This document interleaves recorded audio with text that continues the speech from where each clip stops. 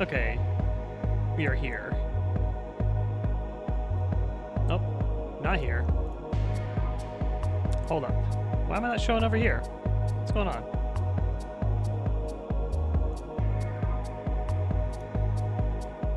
I'm in VTube Studio on OBS. It's doing that again. Refresh. Let's try this. Oh, there we go. Very strange. I don't know why that happened. Hello. It is Friday. Yeah, got camouflage. Yeah, it was weird. I'm over on VTube Studio, but over on OBS I'm not there, so I just tried refreshing source and that seemed to have done it. I don't know why that happened. But it happened a couple weeks ago too, but I had to finagle with it like way more last time. I was like, what was it I did last time? I did do it like in VTube Studio. There was like, it was like the sprout thing or something. I don't fully remember what the workflow of fixing it was that time. But this time I just did a little refresh and that seemed to fix it. It's always something technological is happening. I hope everyone's Friday's going well. Did not stream yesterday because I was too tired. I got home very late last night and I just didn't have a whole lot of energy to do anything stream related. A little to the left. How's that? Is that too far?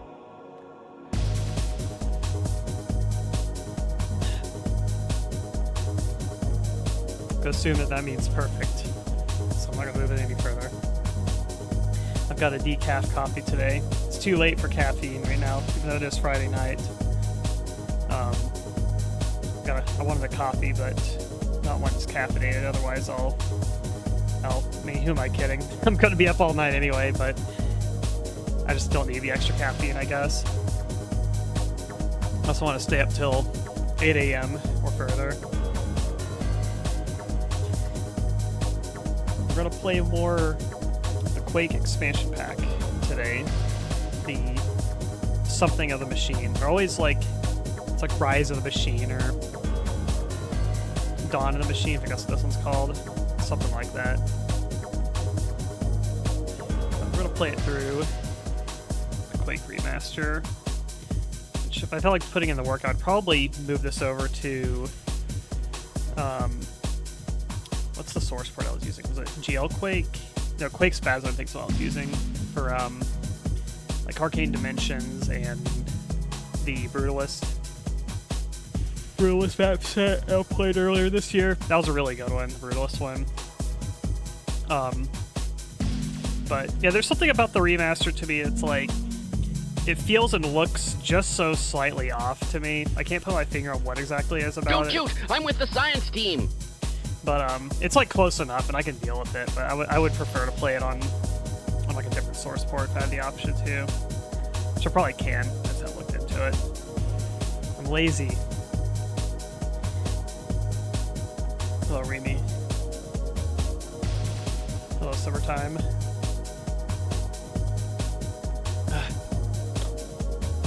Just finishing off my coffee. Go ahead and jump into the game. I made a post to, yes, there is a remaster of Thief, which is pretty cool, because Thief is one of those games that, well, it's kind of like System Shock 2, where if you boot up out of the box, it's like not going to work. You have to do some configuration with it. I'm hoping that the remaster... This is not letting me... It's not letting me on the tab. Here we go. I was going to say... Yeah, Thief out of the box doesn't run, but it takes a few steps that you can get it running pretty well at that point. I'm hoping that the remaster is, you know, retains most of the game feel of it. There's not a whole lot about Thief I would really change. And Night Dive remasters are usually, I would say, they're usually on point.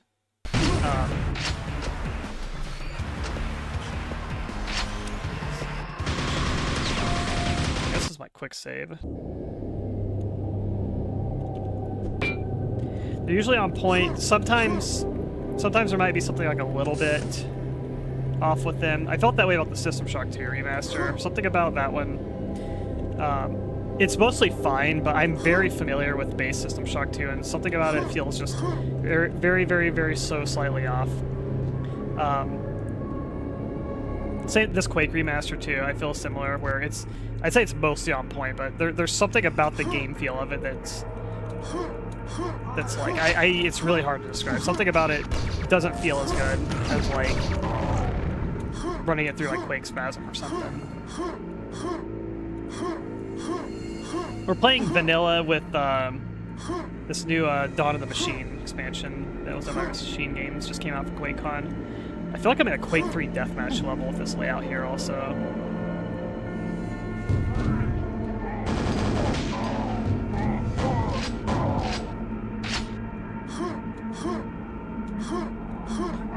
I'm not gonna find all the secrets, but I try to go for a majority if possible.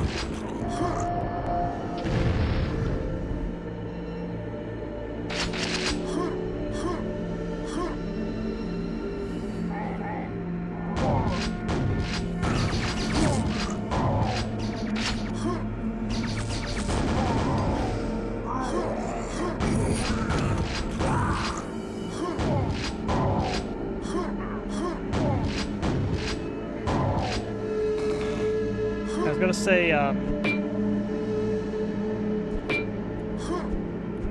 I saw a post recently. It's like explosive rail in there. I thought that was gonna like blow this out and make it accessible. It's a post of like, you know, it's a daily video game enemy of the day, and it was the, you know, the spawns from Quake 1, and those are a very notorious enemy. And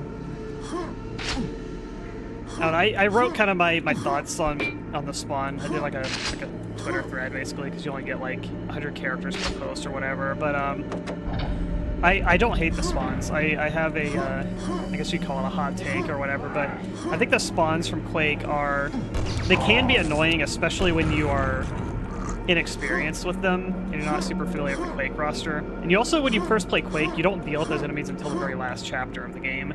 So it's like you go through 3 chapters, and then at the very end you get like slapped in the face with these like, you know, bouncy, annoying enemies that are like what the hell are these things? They jump around, they're hard to hit, and they do like 9 million damage when they like blow up in your face. I have a feeling there's something under here. But I think there's some nuance to that enemy, and I kind of wrote up that there's 2 main things. One is that they have a very distinct weakness, which is when they activate, they wait. Like when you see them, they are stationary. They're a little target that sits there, and you have about 1 to 2 seconds to respond to them. If you have a rocket launcher, which you do at that point in the game, you should have a rocket launcher or a super nail gun, and kill them very quickly. 1 rocket or a little burst, super nail gun, that'll kill them. They're stationary, and they have pretty decently sized hitboxes, so they're not too hard to hit when they're stationary. Now, if you let them start jumping around, that's when they become a problem. Because they jump and they bounce around, and it feels like you're fighting like a player in like Quake Deathmatch or some shit that's like bunny hopping around, avoiding, you know, trying to avoid your fire basically. And the other thing is that when they die, when you shoot them, they explode, and that does a lot of damage. And so a lot of people instinctively, when they see these enemies jumping around, they just shoot. You know, they just go wild, like try to shoot them and, you know, try to hit them, because they're hard to hit when they're jumping around. And when they die, they explode, and that will do like, it's around like, I don't know, I want to say somewhere between 60 to like 90 damage or something like that. That's what kills you. And it might not be obvious, I feel like, to a lot of people, and it wasn't to me when I first played Quake. So thank you for the follow. It wasn't obvious to me the first time I played Quake that when they die, that they explode. I just assumed they explode like when they hit you or something, because, you know, you instinctively just shoot everything that moves in Quake. But that's actually not the case. They basically do like a kind of like little melee smack attack on you. And that one only does maybe between like, I want to say somewhere between 10 to 20 damage. Might be I might be thinking, you know, with armor in effect, basically, which will reduce that quite a bit. But yeah, if you're patient with your shots and you kind of like, you know, use like a rocket launcher and kind of like get some distance, fight and take that one shot at them, hit them, or you know, spray some nails at them while they're bouncing around from a distance. You know, you can take the hits from them if they jump up in your face and they hit you once or twice. That's not as bad as like shooting them up in your face, because that usually will just kill you.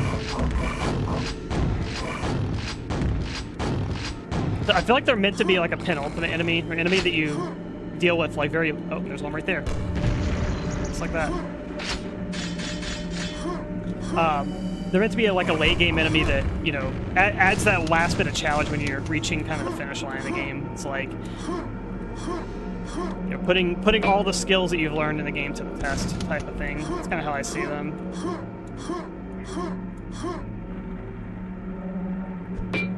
So my thoughts on the System Shock remake. This makes some changes, but I love the pixel art style. I think the System Shock remake is, I think it's a good remake for if you basically if you want to play System Shock but you don't want to deal with necessarily the maybe obtuseness and datedness of the original game. I feel like that System Shock remake is it's a fine game basically. I prefer the original, like to this day. Like I've played the remake.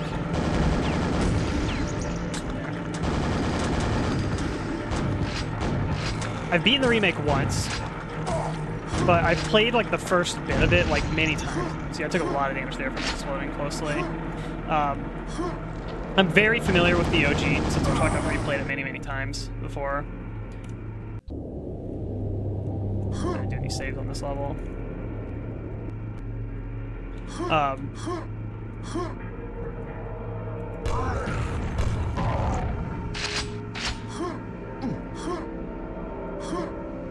But yeah, System Shock remake's fine, basically.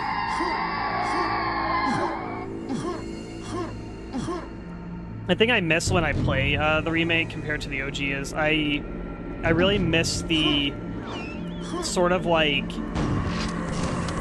integration of the interface with the gameplay in it. That in the OG game you are doing a lot of kind of like interfacing and menu clicking type of thing with the gameplay in addition to like the shooting. You know, you free aim with your mouse, you know, you're clicking your inventory and stuff like that. It has a very unique feel to the game, which I actually really enjoy in the original game.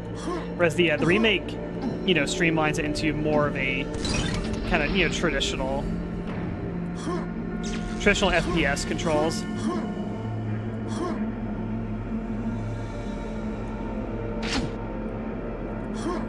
Created my shotgun shells.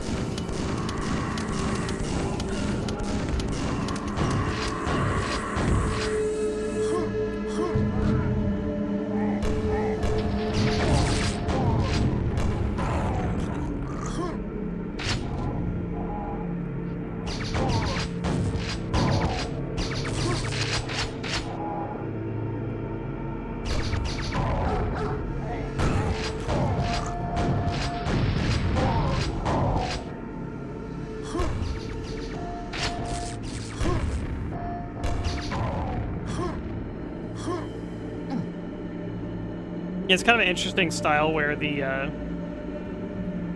everything's like high poly in the System Shock remake, but the texture, like the textile density, is low for all the textures. So everything is you've got crunchy pixelated textures, but like high fidelity polygon counts to the models, which is kind of interesting. It's like a unique style. Put a invisible wall along this so you can't walk along it.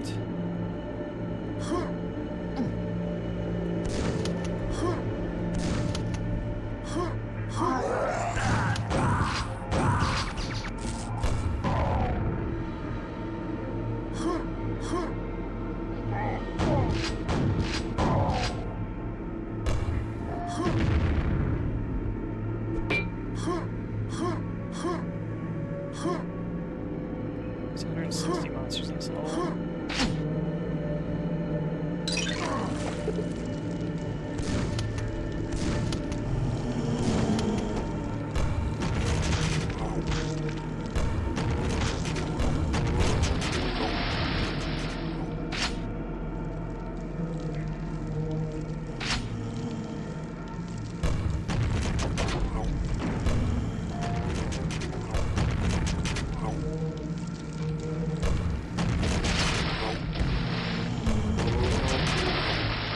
Quaker's Oats.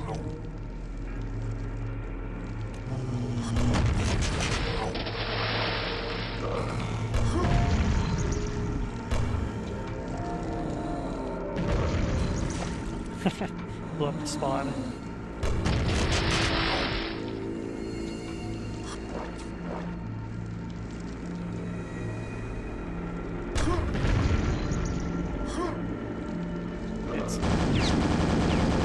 It's one of those enemies that, like, when you hear or see the spawn, you know, you should... It's one of those high pressure enemies where it's like the Archvile from Doom. When you hear or see them, they give you that kind of, like, visceral response. At least for me, it's like I get that gut feeling of like, oh fuck, kind of thing, where you need to react very quickly, or you have to change up your playstyle suddenly. And it's like I feel like a shooter game like Quake or Doom or Half-Life. I feel like they benefit from having like that one enemy type like that in the game, or at least one enemy type where they're very high pressure and force you to, you know, react and switch up how you're playing, kind of thing, or, you know, just give you that pressure, something that pressures you and give you that nice like gut, oh shit kind of feeling.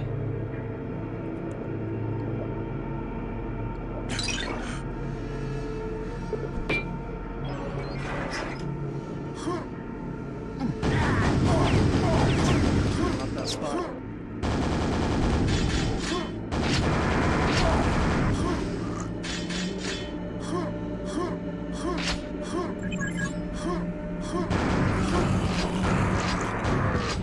Save the nails.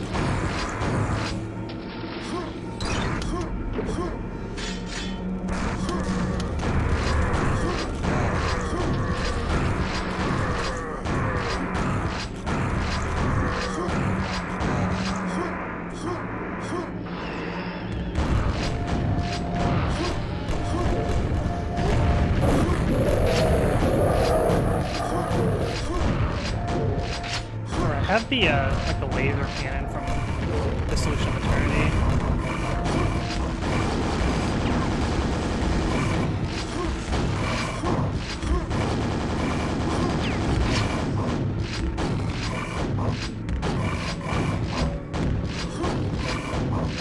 Nice. I feel like I'm slower.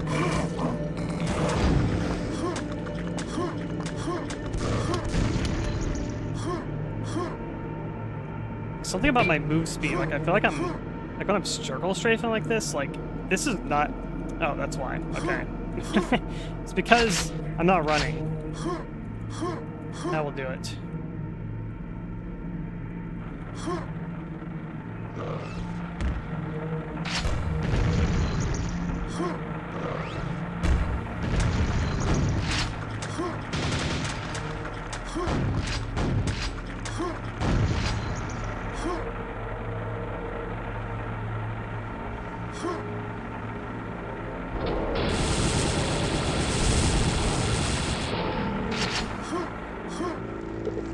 Rune of Sacrifice.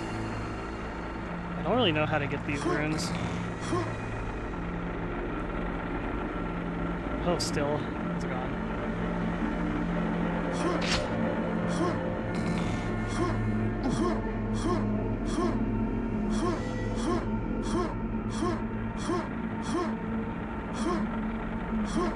I don't know why my brain was thinking of like there's some like upgrade system in this map set, so I'm like, I think that it's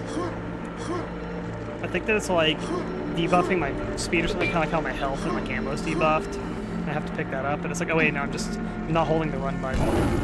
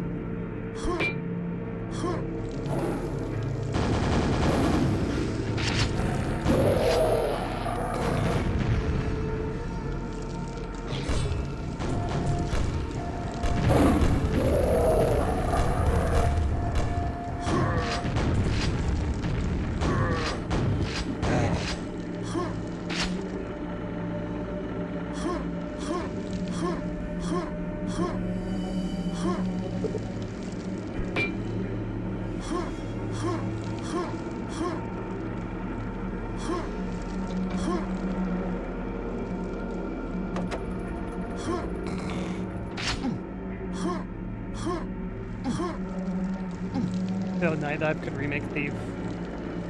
They're on remaster. Never played Class Thief, so I want to jump in on that. I feel like a Night Dive remaster, or sorry, Night Dive remake to me would be probably something kind of similar to the System Shock remake, where their type of remake is they actually just make something just really, really, really close to the original game, but just like on a new engine, basically. Like maybe some creative changes like here and there, basically. Personally, I think Thief getting a remaster is like enough. I don't feel like the game really needs a remake. I feel like it's a game that I feel this way about many games, but I don't think you can fully kind of encapsulate like all the essence of that game in a remake that you're going to lose. Oh god.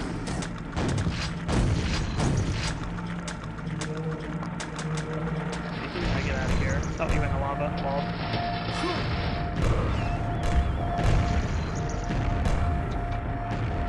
To be like Thief as a game, it just has so much like style, and just great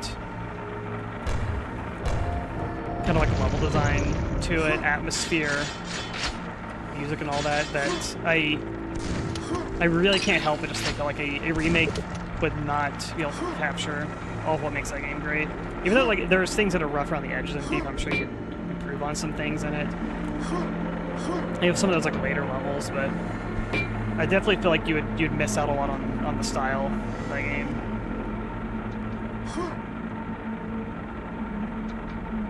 There's like truly some really interesting things going on at Looking Glass Studios during those years.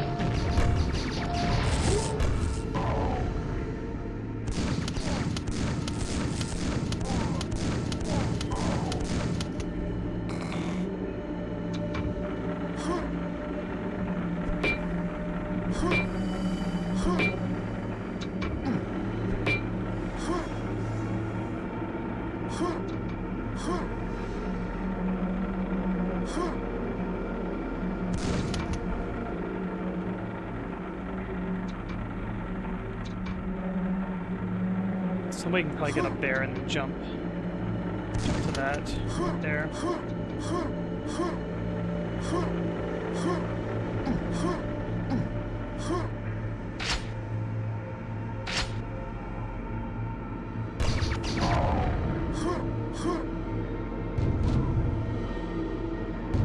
I can probably nade jump, but I'm sure there's like another way you can get up there.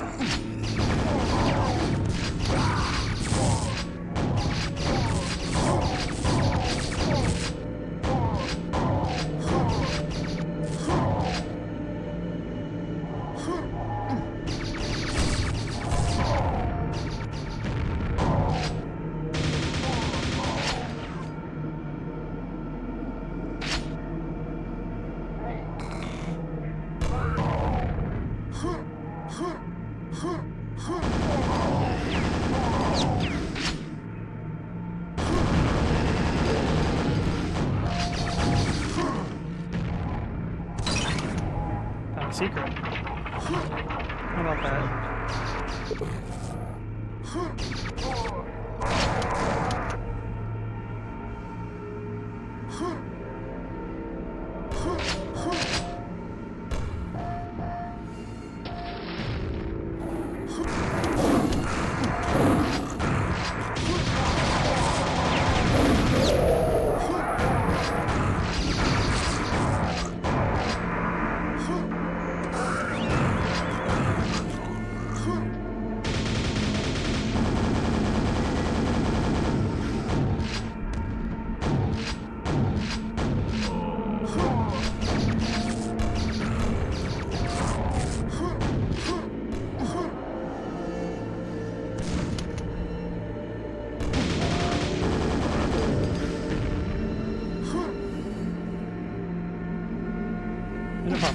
feel better.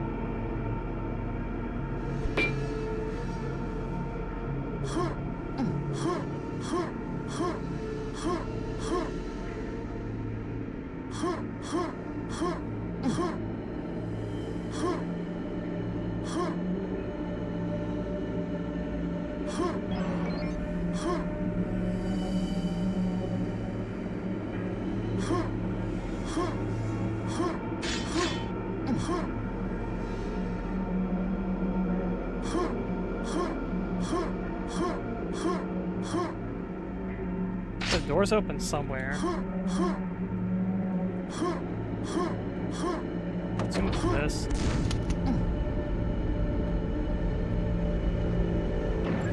Got both keys now. Area up there. Probably. Behind that. There's a wall there. Probably grenade jump. This one definitely no, because there's no. I have to grenade jump like this spot here, maybe. It's too close to the wall. Let's try this. Jump too early. There we go. Ain't even a secret. What's up with that?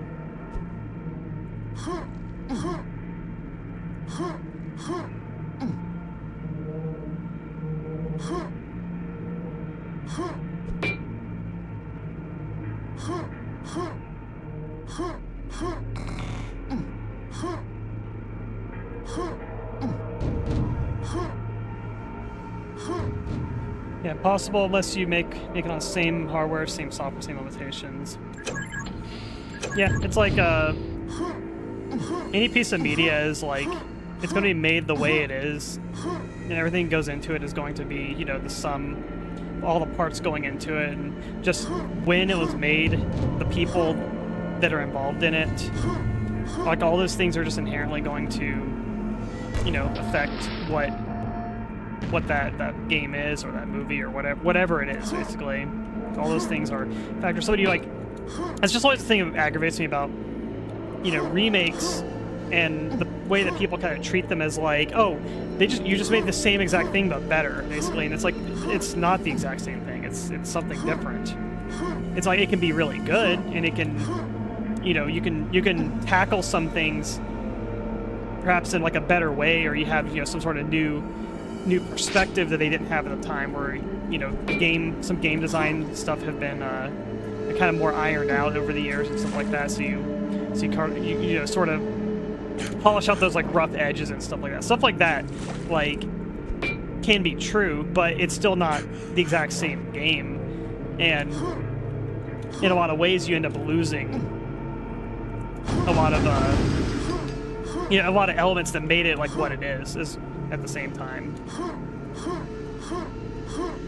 And then the thing that usually, to me, that gets lost a lot of the times is like the style. Like the style, the feel of it, genre things that were kind of like, you know, of that time. And a lot of times things that are appealing to me, like in older shooters or older like immersive sim games, there are things that are considered like dated by today's standards, but to me it's like that's what makes it what it is, basically. So what makes it interesting to me. And you know, you lose a bit of that, and you make your game kind of a bit more like homogenized and feel a lot more like how every game nowadays kind of feels. And to me, that's not an inherent improvement. That's just like you are like moving it and changing it to now sort of fall into a specific kind of like expectation that like today's games have, basically.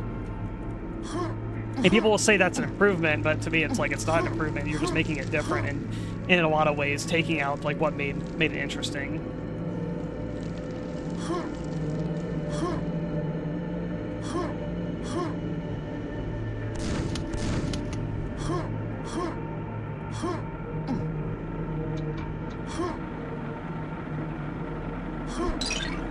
I had a feeling.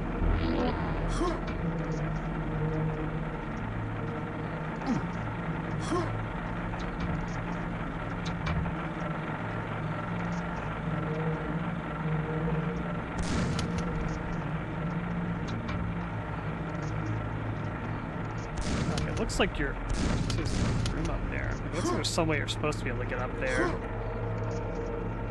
There's a bed kit up there and everything. It's this spot. Yeah, you probably just I don't know. Be able to grenade jump that. Store opens elsewhere. That feels like a hint to me.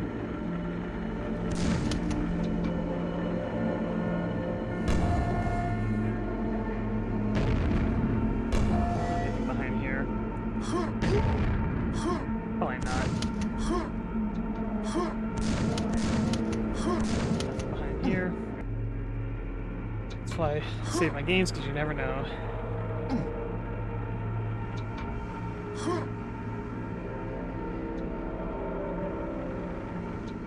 Doing a grenade jump here is going to be a little rough, but definitely doable. I believe it's doable.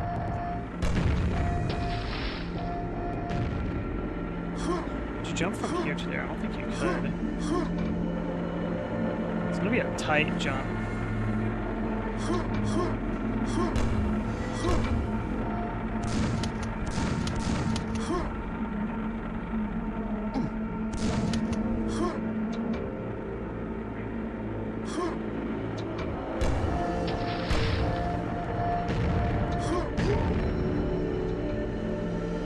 Let's do it like an idea.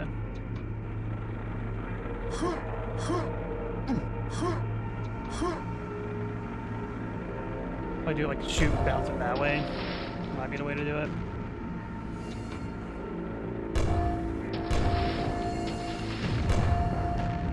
Yeah, I'm gonna have to get some distance.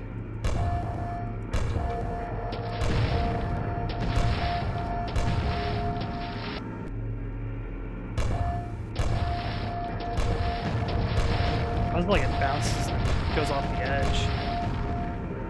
See, yeah, I can like almost get it there. There we go. That's a hard one. I'll just shoot switch. Okay, that's probably how you're supposed to do it, is it not? Yeah. It's like a shoot switch there. Can you actually see that from down here? Yeah, you can. See from this box. Curious if you can see it from. Oh yeah, you can actually see it from here too.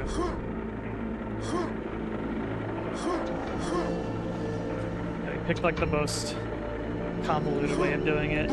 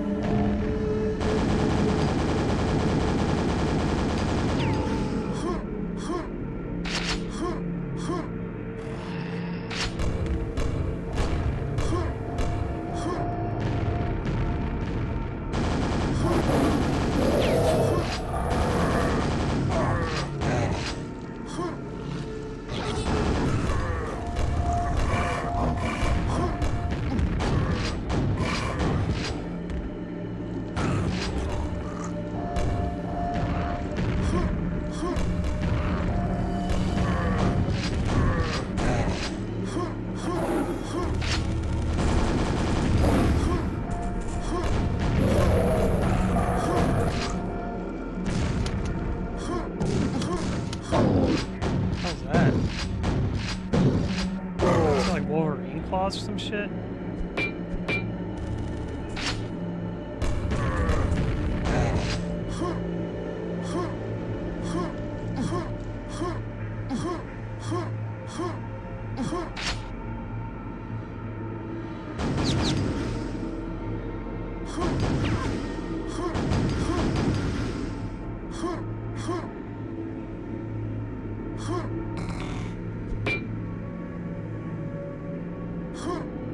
Almost in this level.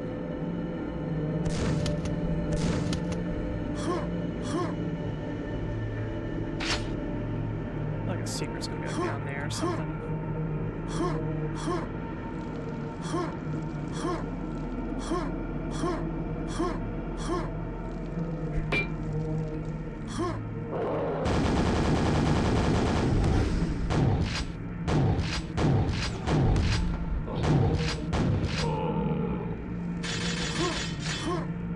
I think the main thing I ask for regarding remakes also is don't make remakes, just make a new game. Just make a new game, Thief 5, you know? Or Thief, like we got that really good like Black Parade mission pack or whatever, like now instead of just like remaking Thief, just make something new. Instead of you know, looking backward and just making the same game again, but trying to like, you know, patch out the rough parts. I don't know. It's like I see games like as a, you know, through a kind of like an art form lens, and it's like you don't remake paintings and try to take out the rough edges of them. You know, they are what they are. It's like you can do restorations. That's how I see remasters. Is like, you know, we've restored the game. It is the game as it was, and you know we fixed some quality issues maybe here and there, made it accessible on modern hardware and stuff like that.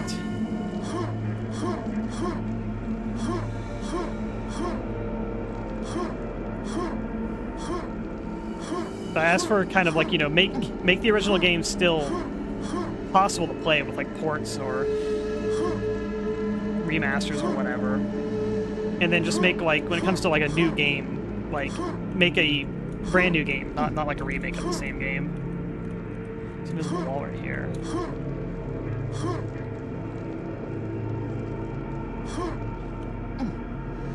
don't know if that's doable.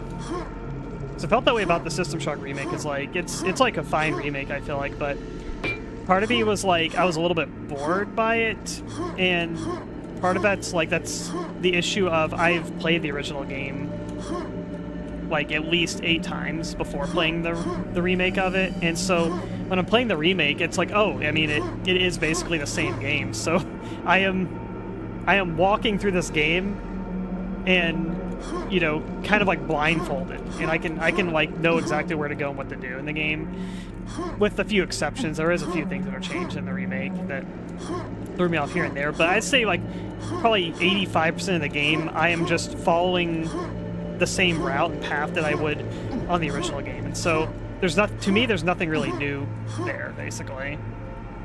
But I would imagine that, like, you know, for maybe a first player experience, who's not familiar with or hasn't played System Shock before, they'd probably have a better time than me.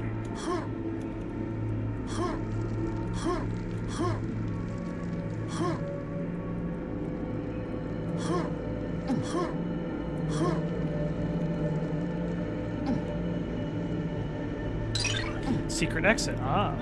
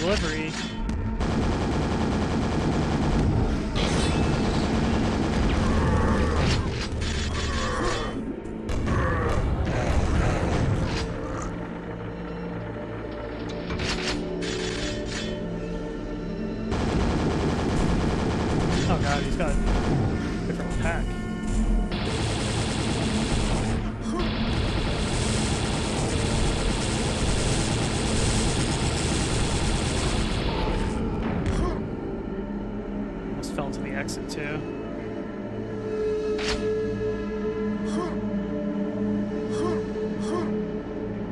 Cool. That's the probably normal exit. Let me double check that. Yes, it is. All right, I'll not commit to that. Let's look for. Is there a secret there, maybe?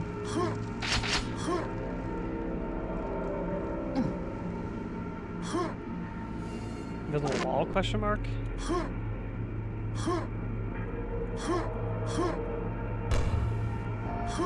Look, there's an invisible wall there.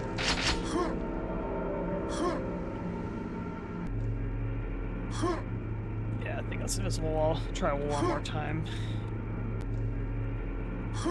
Yeah, definitely 100% invisible wall. How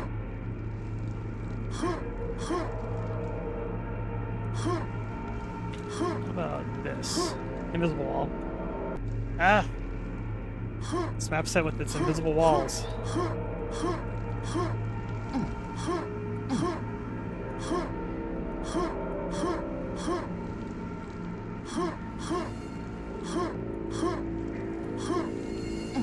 It's like I never really like when you see kind of like the lip of an edge that looks like you should be able to walk on it, and sometimes you can walk on them and sometimes there's invisible walls preventing you from doing so. Never really like that because you don't know if an area is accessible or not until you just try and fail, which to me, it's not great because it makes me have to rely on doing more saves, especially when they put them over stuff like, you know, death pits or lava or whatever. So I have to start making saves before jumping potentially to my doom, basically. Like that one. Like, this is invisible wall there. Like, can't walk on there, but over here, which is the same dimensions of, like, length, the lip, see, I can walk on that. That's fair game. But here, nope, that is not fair game, even though it's the exact same type of geometry.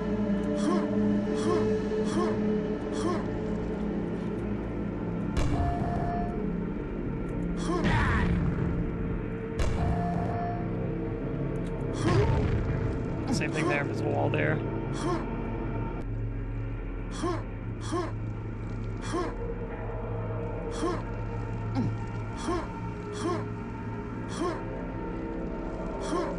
I think I actually need that armor.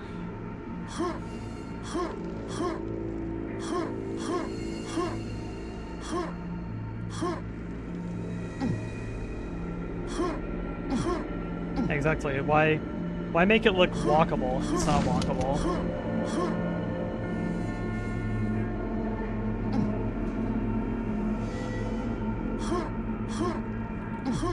Nice. That's a cool level.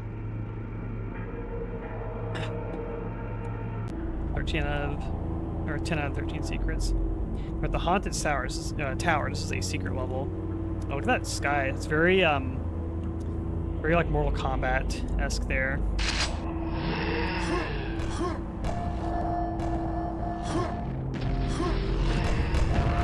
Alright, I can already see we got some. So like a fake teleporter? Or is that just a lot of lowering? Yeah, these are fake teleporters. Where these like what do you call, like non-Euclidean geometry or whatever. It's like Escher Tower, Escher Stairs or whatever. It's kind of funny because I can see like where the warp points are. Like whoop, right there.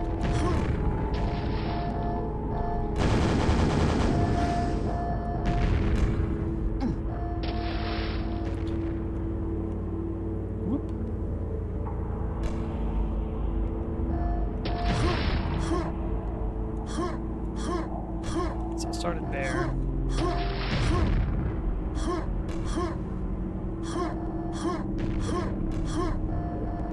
It seems like it's only putting me on like the first and second floors.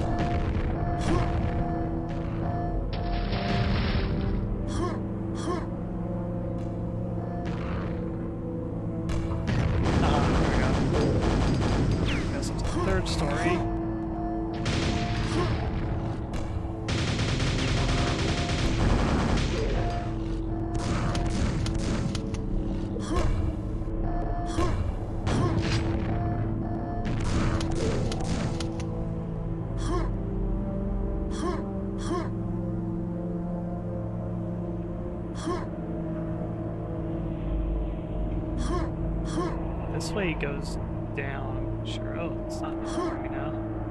There we go. Oh, that's all right back down.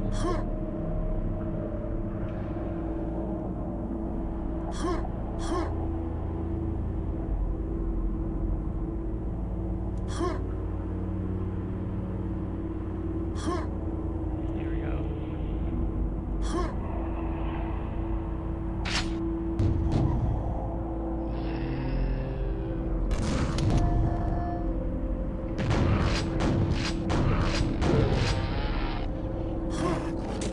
That's cool.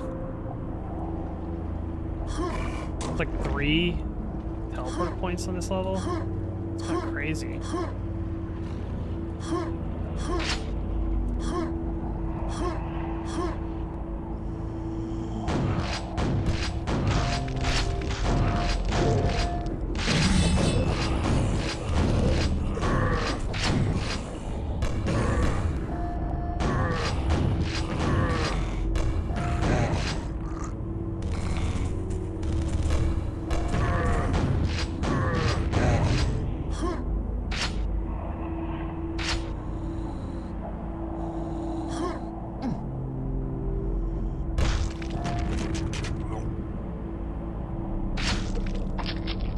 Head HP.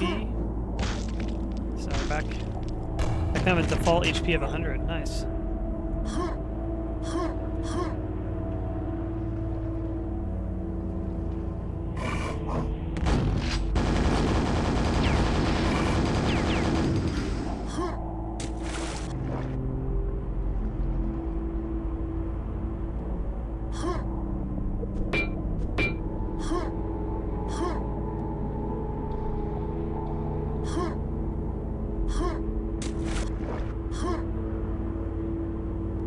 How'd you get that armor?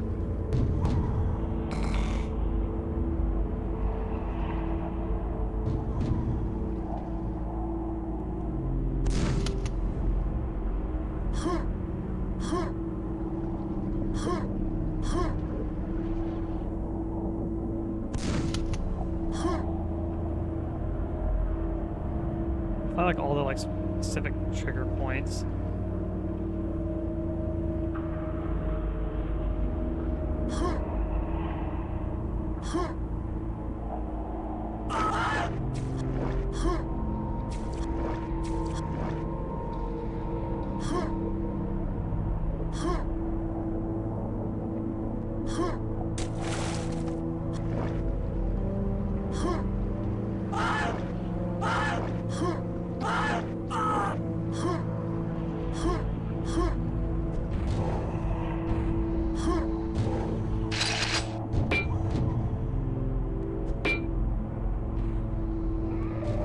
This must be it.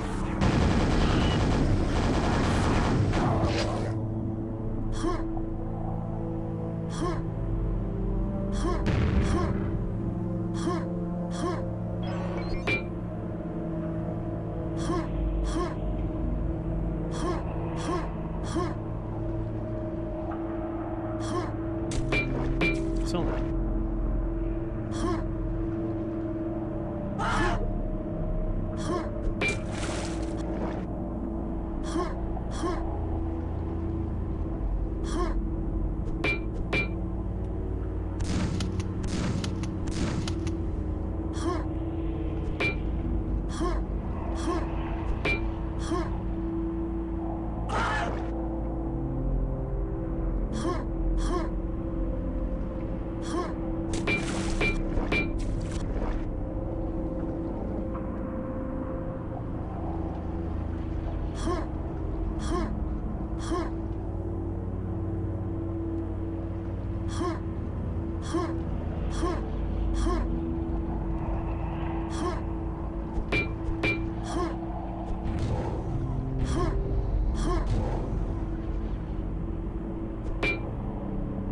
This is just like a completely different world here, I guess.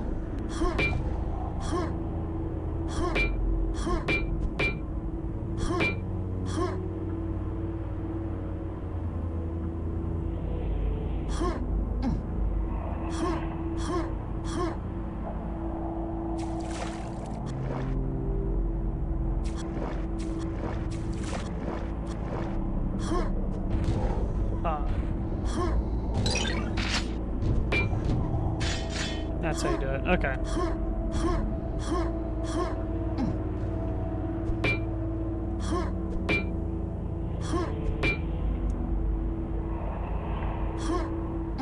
Said something. Yeah, must be this door opened. There's an enemy. Nail capacity increased. Wow.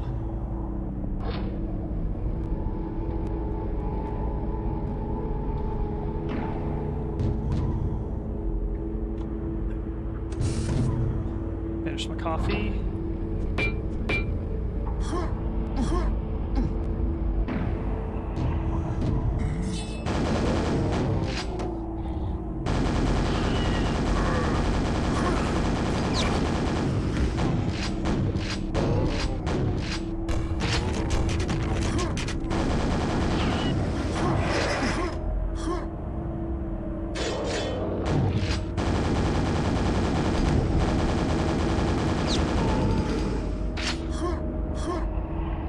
All that work for the yellow armor, and then I just found a better armor at the end of the level.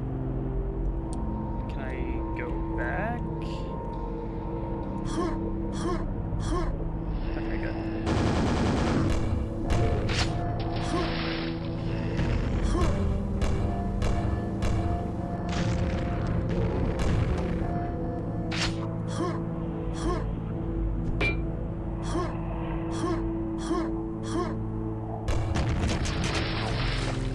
Still a few enemies left. Yeah, I don't trust this actually being here.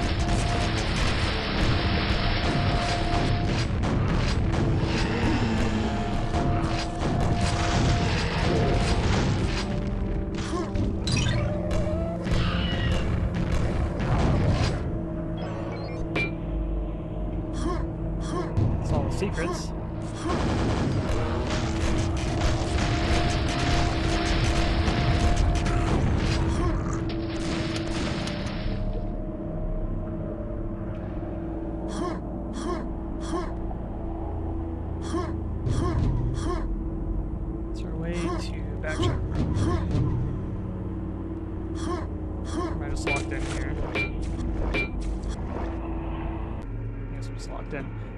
Missed one enemy. I don't like that. Pretty sure it was like one of those like fake portals too. A zombie or something. It's a pretty cool level too. That was a little confusing. Anytime they do those like fake teleporter type stuff, I feel like they get a little disorienting. Which I know is the point of it.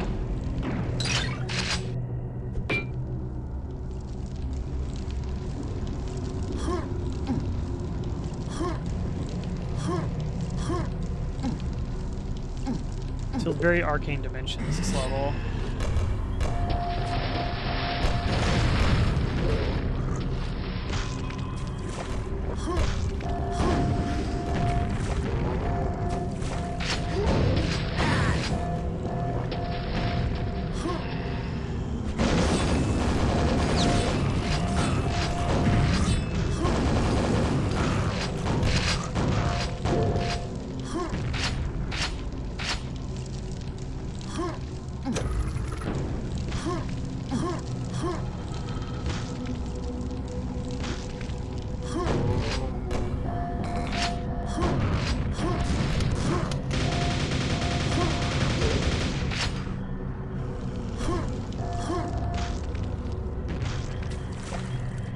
First Quake, this is it's running on the Night Dive remaster of Quake, but it's the new Machine Games episode that came out like a week ago. It's Dawn of the Machine. So it's, yeah, the content's like official to the remaster of Quake.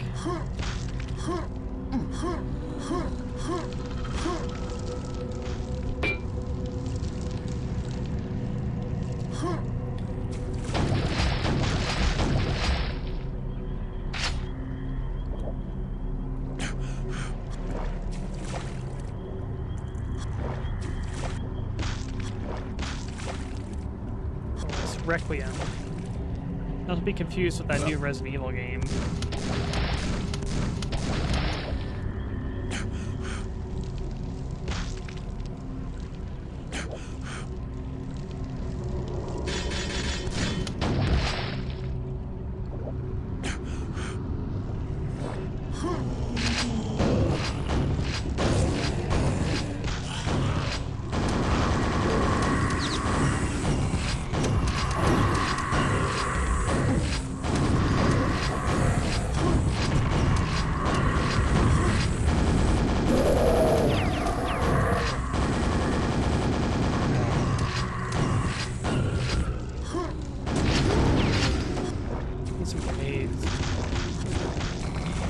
explosives right now. Which means I can't kill zombies.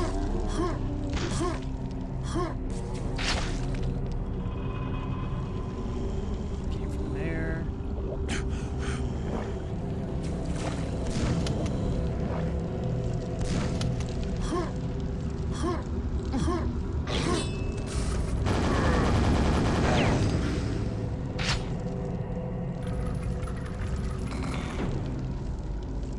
There's quad damage up there.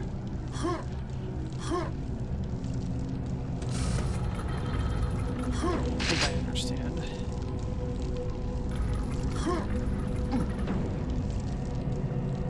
It's gonna take probably a grenade jump, or this might be a little tricky, but maybe doable. Okay. Yeah, I don't know if I can do this. Oh, yep, you can. Nice.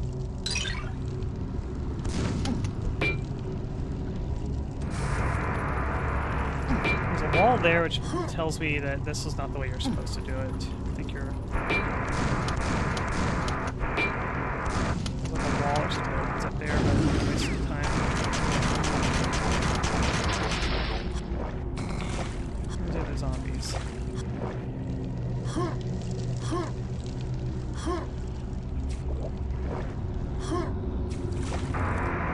That might have been them.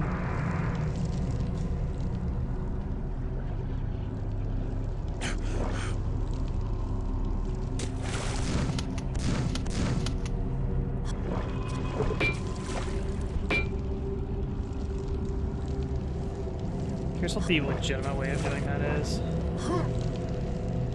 Oh, I see. It's a switch right there. That's how you're supposed to do it, but we did the brute force way.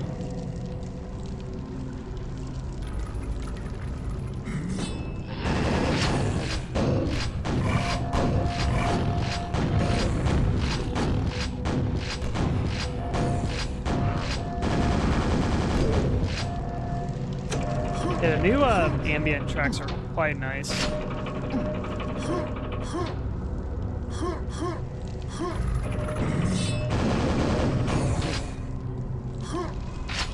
Like they sound pretty good in the theme of Quake. Quake 1. I like the ambient Quake, like the Nine Inch Nails original soundtrack, Quake 1. I feel like these tracks complement it pretty well.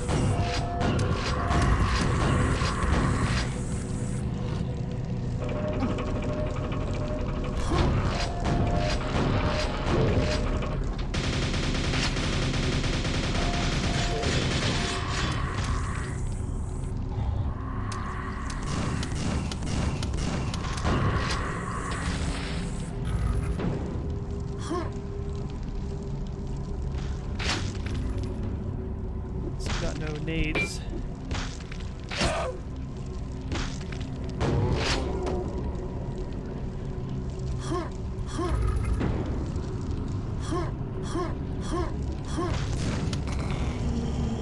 So many zombies that are unruly nucleus. Some even try to climb out of the gutter.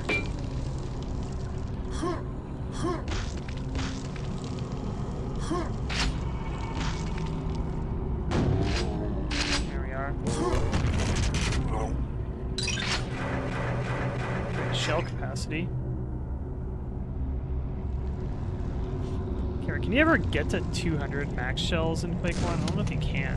The backpack. Maybe you can.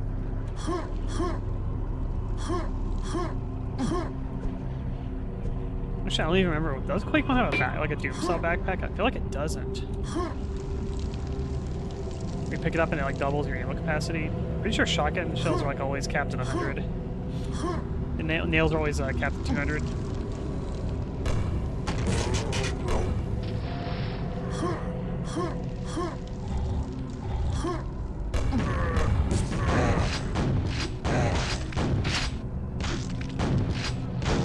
I'm out of grenades. I'm like, my grenade launcher's not coming out.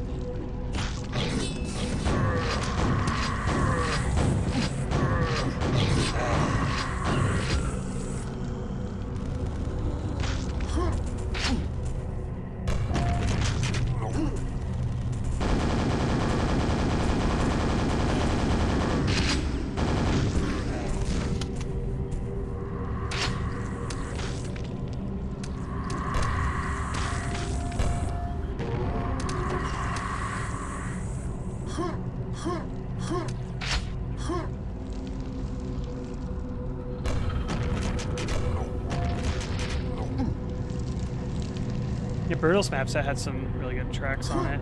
That was a really good map set in general. Took me like, I did like 10 streams to get through all that. That was a behemoth of a map set. There's so many maps.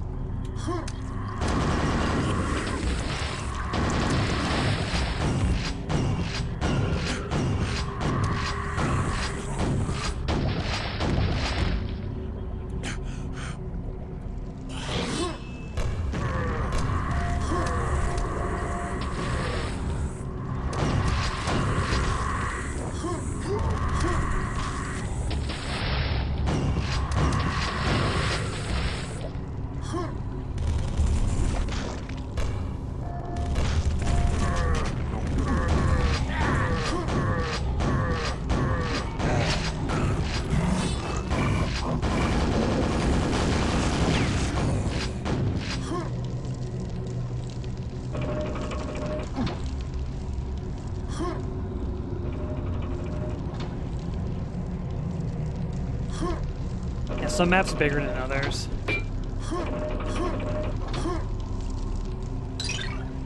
Oh, nice. Capped at 70. I'm up at 70 rockets too.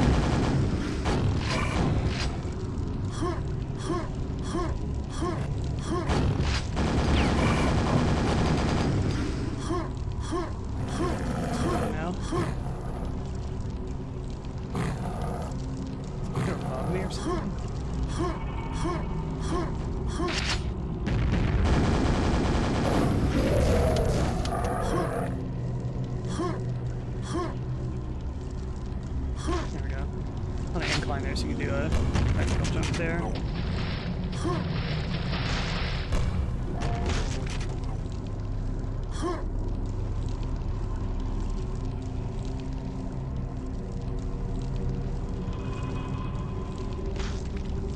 You can get really high right here.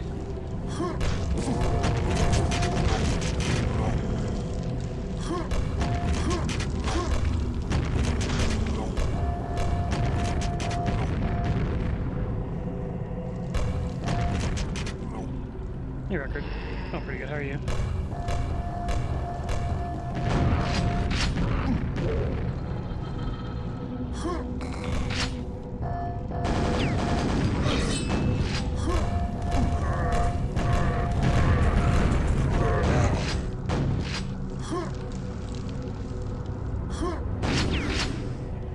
Nail capacity, nice.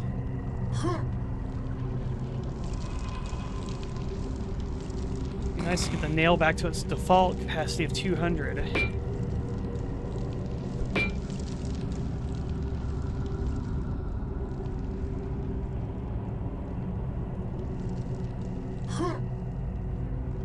Like, maybe a secret here or something. So many of these like little dark corners in here, you know?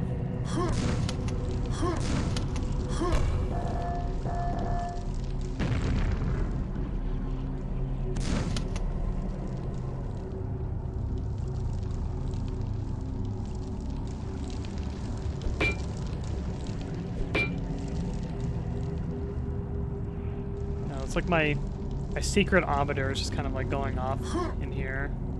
You know, like a push switch or something like right here.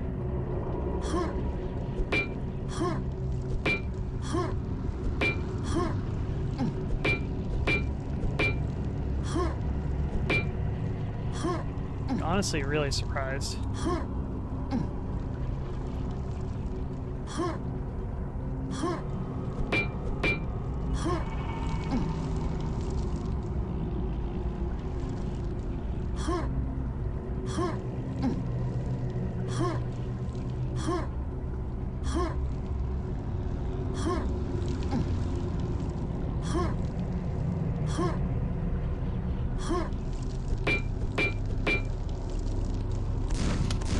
It's really nothing, huh?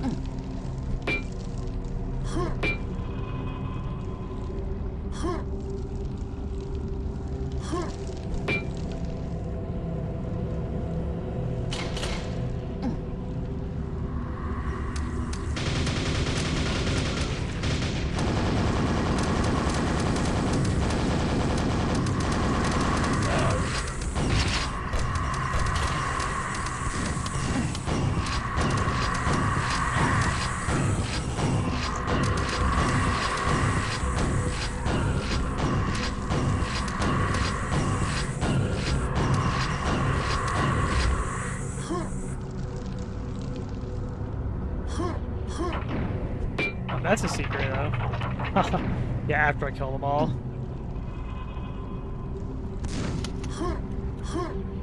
We got gold key. I don't even remember where it goes, but I see an enemy down there, so that's where we're gonna go.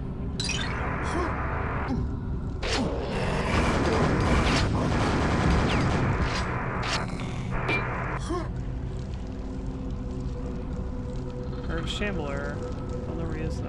Oh, there he is.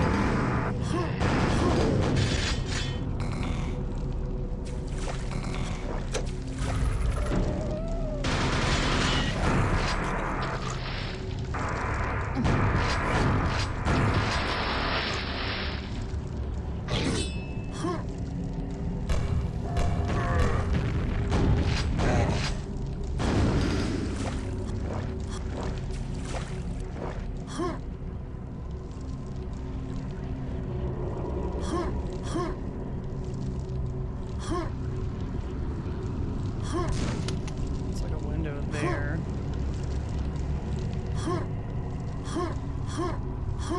Welcome back, Matcha.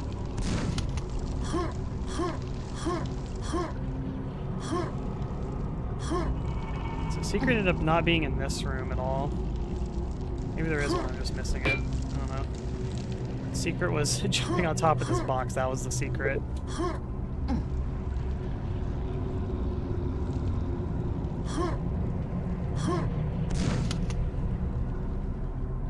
wonder if I can run across this chain here. Yes, you can. Nice. Had a feeling.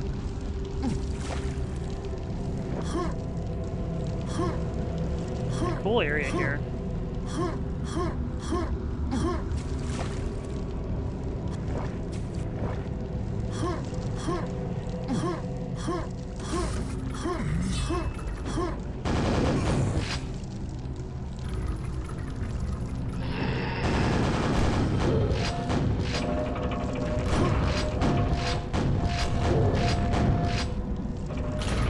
That's the gold key. Okay.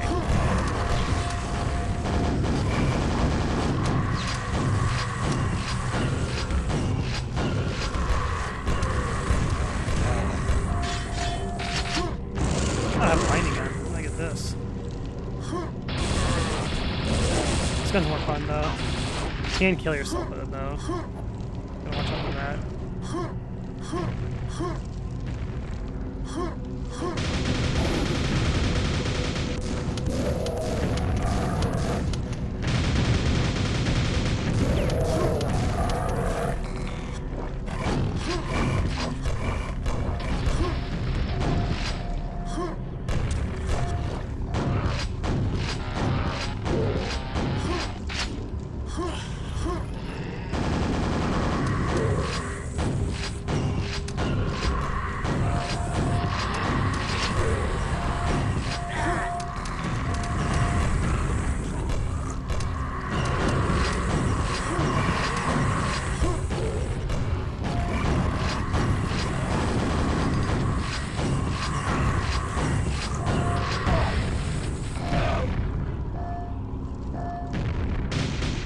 was getting some accurate grenades on me.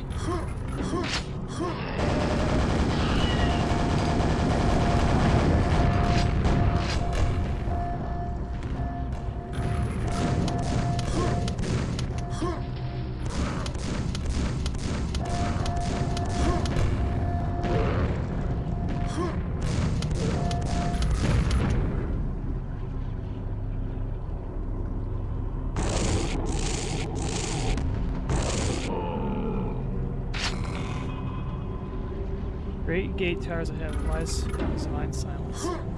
Nice skybox. I like the head on the pike here. Picked up one of the Gib models from the Death Knights. See a secret down there.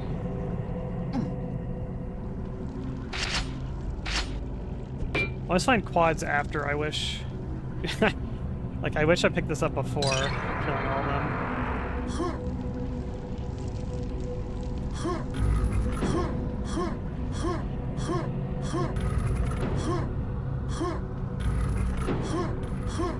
Enemies, where are you at?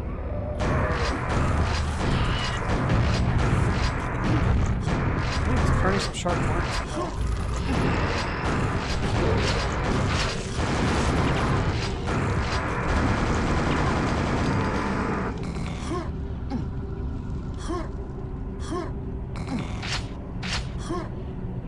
feel like the Vor's rocket was turning sharper than I'm used to. Might just be from me playing the Brutalist Jam for so long, though. I think they might have changed the rate. They might have nerfed it or something in that map set. I feel like it was turning on like a dime, though. Blue key. I vaguely remember where the blue door is. It's 13 secrets, like every time, also.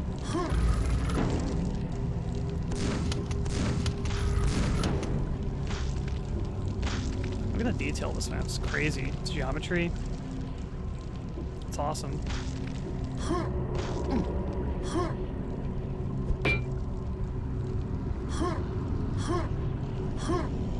like these kind of like overgrown church kind of textures here too. These are nice. It's even got some like transparent textures there too. Or I guess mask textures, what you call them.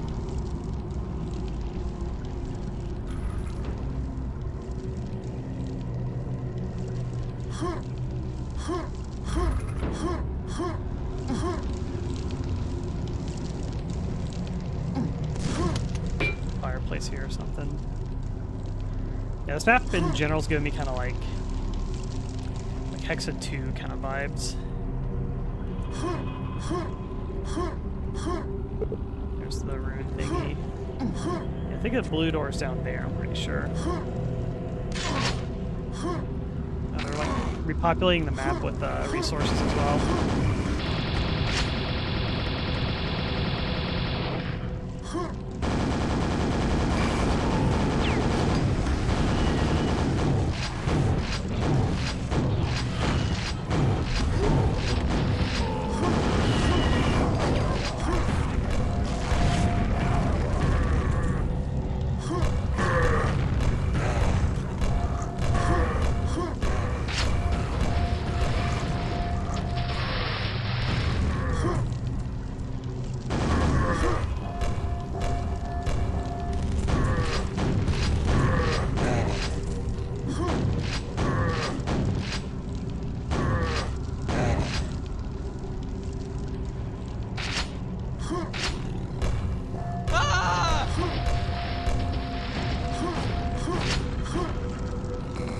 You want to die in marathon?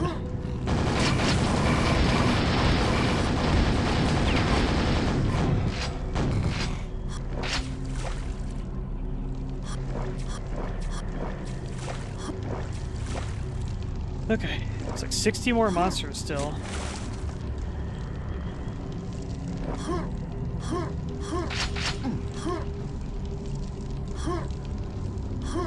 I like that. Having those like little inclines, you can do those technical jumps there is really fun.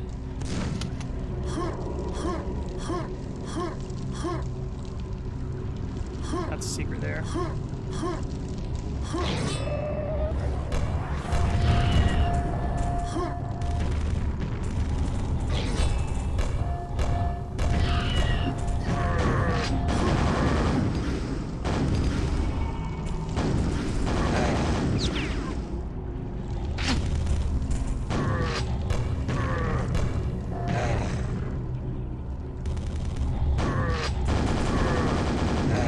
I'm making use of that space.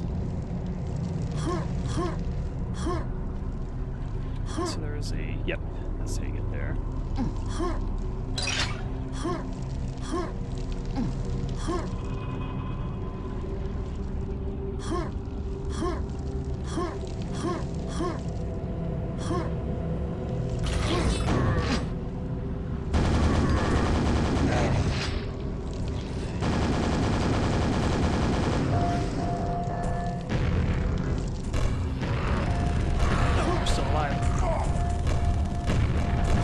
Pretty confident that grenade would finish him off.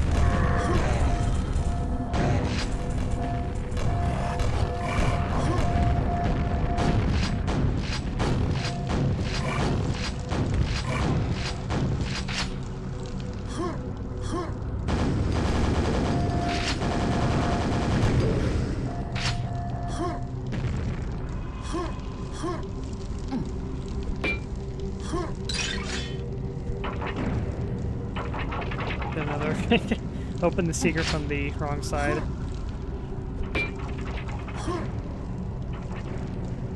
I just expect you to shoot that. I mean, you could very easily like jump here and then jump there. I'm sure they put the shoot door there too.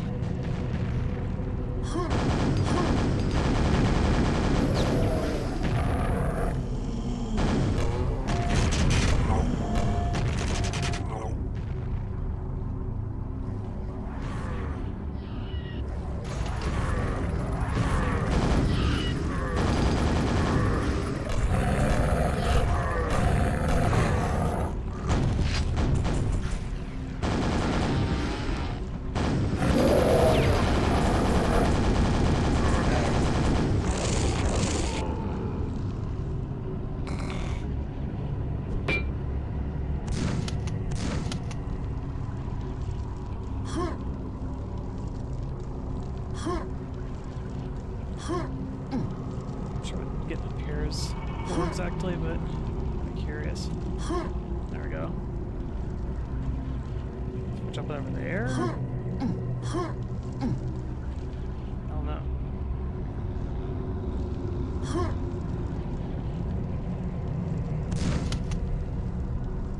Guess that's a shortcut. Oh, we got the rocket launcher finally. Finally.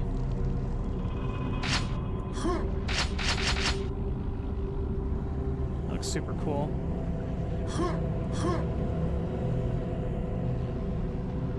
Tells me to continue with the way shot. I can't go back. Give me that gun. It's like the Doom plasma rifle. Quad damage here. Tells me I shouldn't immediately pick it up.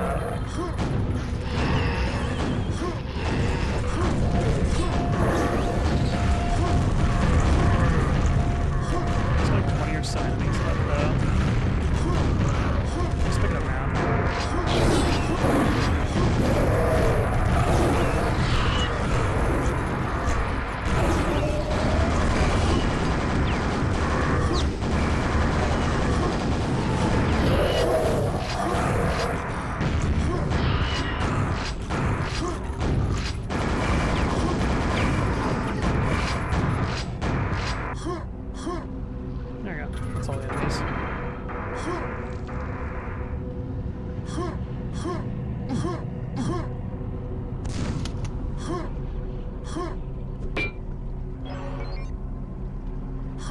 Like the additional like detail models of these trees. Cool tree, cool statue.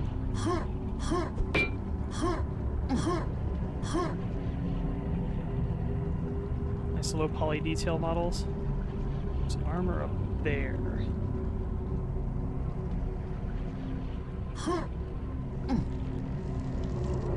We've got a rocket launcher now, so we can. That's something we can rocket jump to. I may not need it. This ain't a ramp, so I don't think I can incline jump. There is that.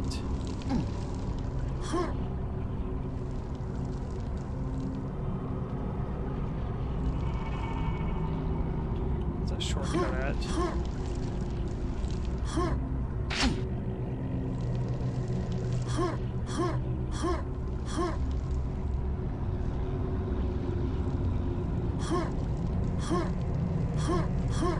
So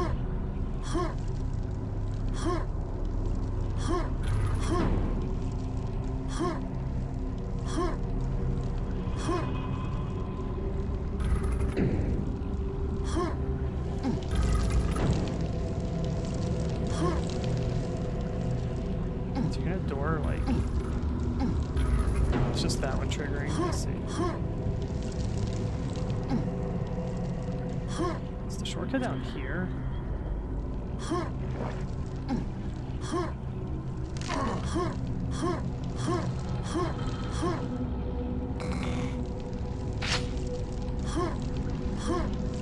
Well, I went back for that.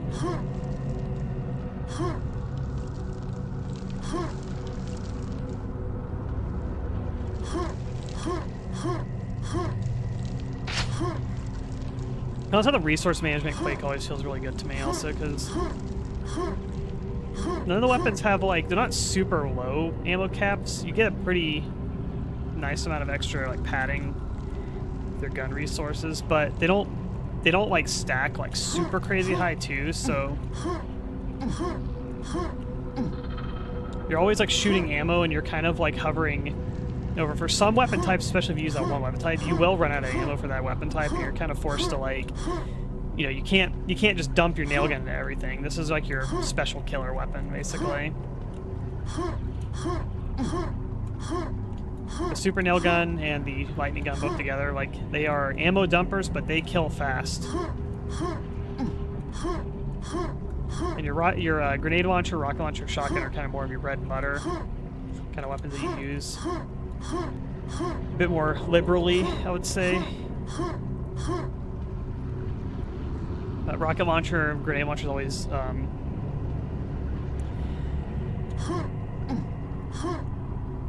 the rocket launcher and the grenade launcher, they're a little bit risky to use based on the environments you're in. You can kill yourself with them very easily with them. And the shotgun is good, but it doesn't have the DPS like the other guns, like the nail gun, rocket launcher, lightning gun, etc. So use your shotguns actually as your ammo conservation weapons, which I think is cool. What Quake does is cool. It's not a ton of ammo types. It's only shotgun, nails, rockets, batteries. But there's like distinct strengths and weaknesses with the weapons. My only complaint with this is I feel like the nail gun and super nail gun are a little bit redundant. Nail gun being it's just a super nail gun, but it's like half an EPS basically. Like it's not. I don't think it's any less ammo efficient, but it's just slower killing things. Game forces you to switch weapons, while a bunch of games where you can stick with one gun, no worries. Yeah, like like I said, like the ammo caps are like they're low enough to where if you only just use one weapon, you don't switch weapons, that you will run out of ammo for that weapon type. I feel like I'm gonna have to rocket jump this also. Oh, so close. I need to probably do more of a yeah, like that. There we go.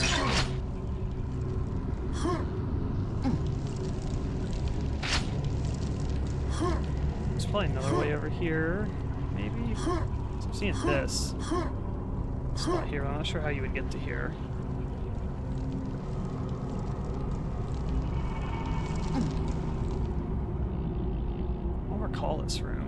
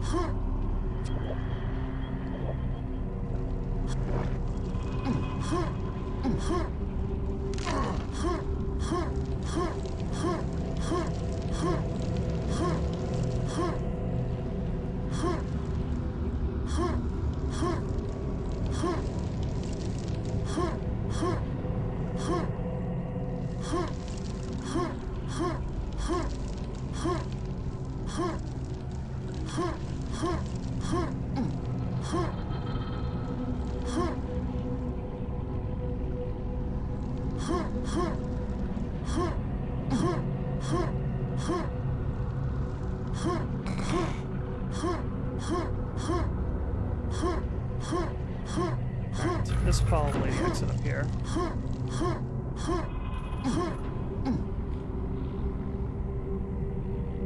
Super cool. Got 10 out of 13 again. It's like my average, so I usually get 10 out of 13 secrets. So we're back. Probably no.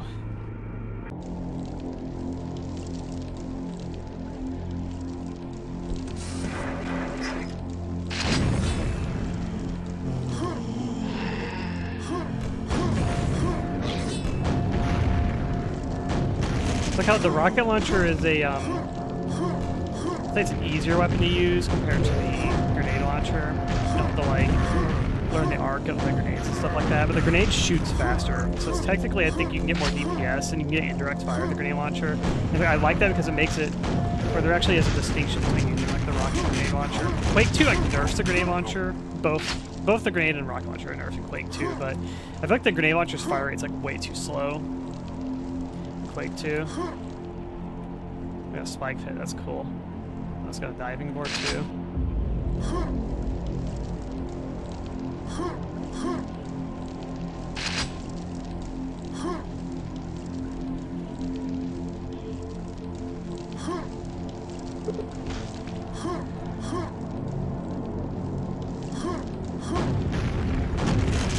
I always feel like the Quake 1 grenade launcher stays a lot more relevant even after getting the rocket launcher, more so than Quake 2. Sacrifice.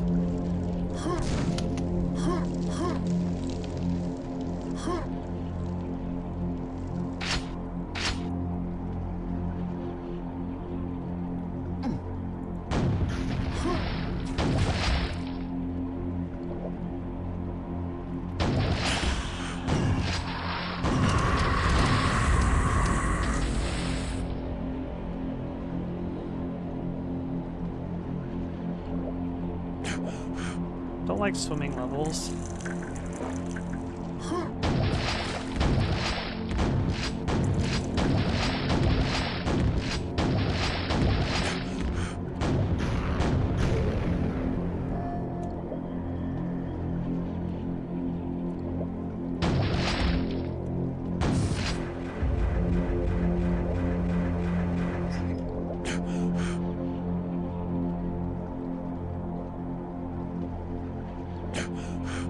Something over here.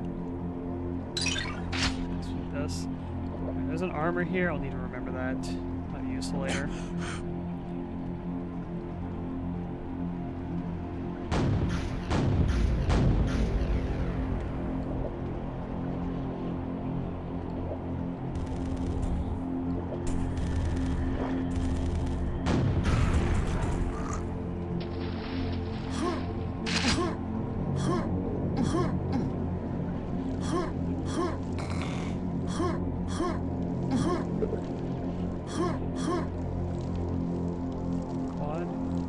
Gets offered and be grateful. Yeah, let's go ahead and grab that. You have something feed on your gratitude.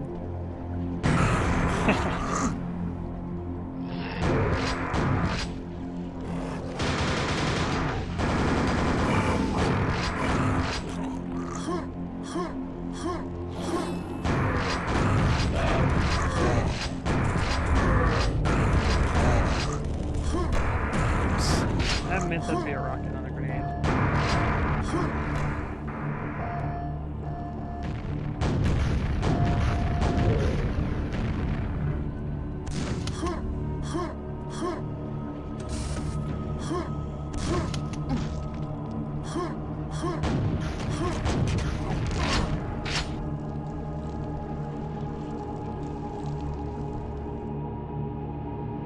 This is really cool, red lighting with the stained glass there.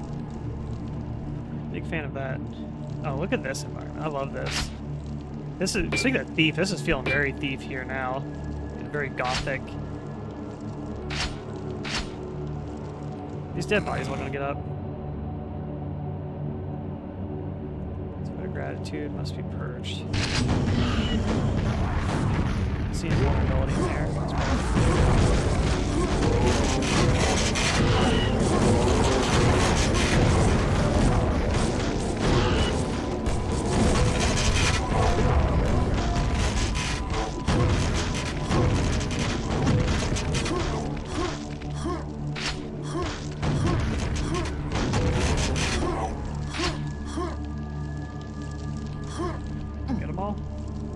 That was fun.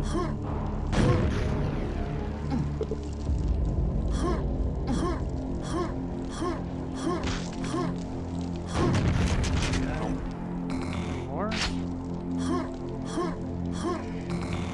That's all of them. Yeah, I love this, like, this room where you got all this, like, kind of mid texture here. Oh, mid texture because of Doom. It's like masked textures here. And you see like the windows behind them. It's super cool there. With like the red and white tiles.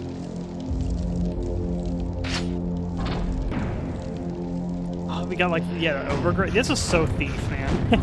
The gothic with the overgrowth shit here. This is so Thief aesthetic.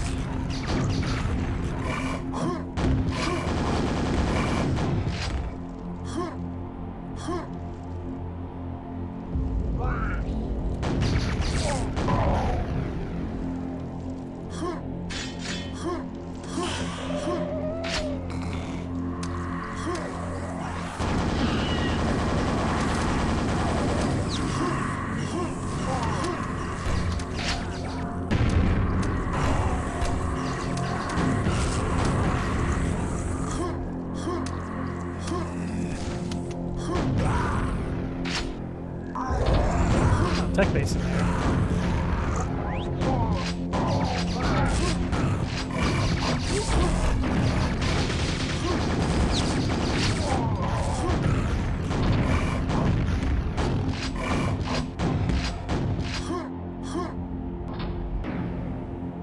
Slipgate's the only one way. We're trapped here with her.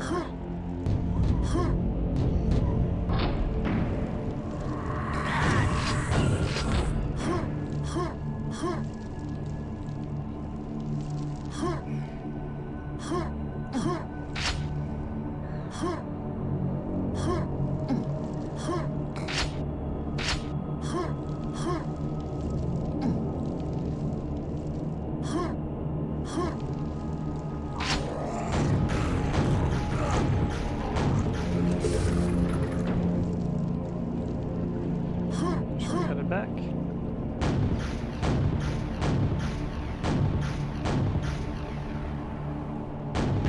Oh, the particle effects of the rockets in this.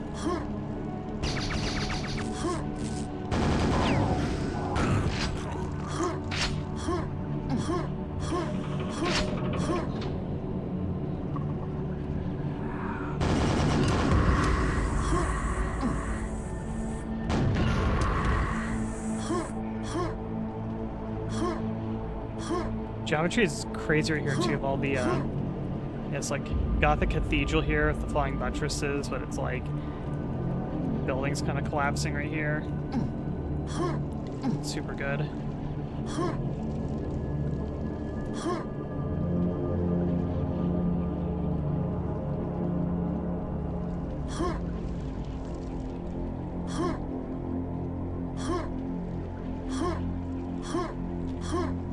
Invisible wall. I think they want me up. Surf up. That's not the extent of rocket jumping. Refraining from rocket jumping for the time being. When it comes down to it, I eventually will. I'm desperate for secret hunting.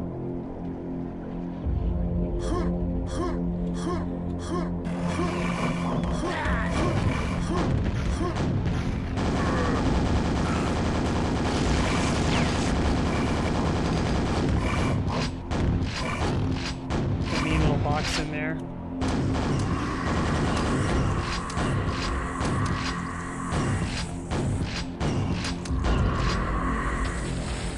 Heard of Vor. Spawn somewhere. Oh, you're up there.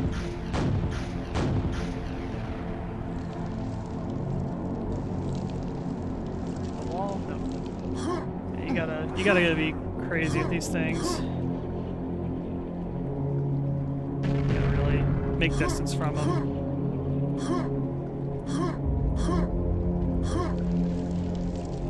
Oh, you're still alive.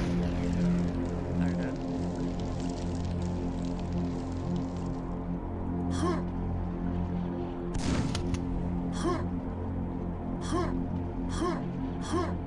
wall. Which was kind of spooky.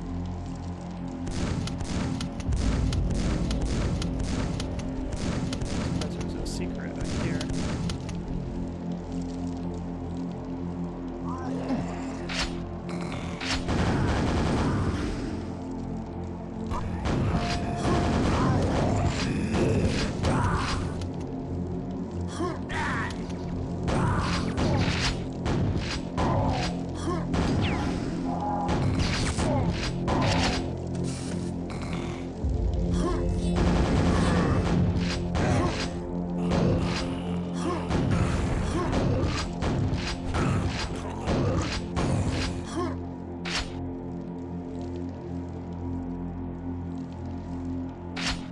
All the secrets at.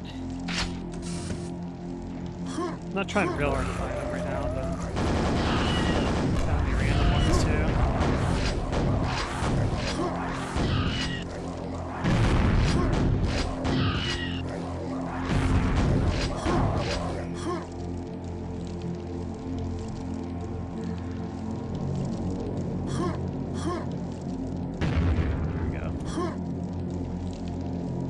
Or it's kind of like Revenants, where they will accumulate a bunch of rockets after you, and if you finally fuck up and get hit by them, you get hit by like 9 rockets all at once and just die instantly.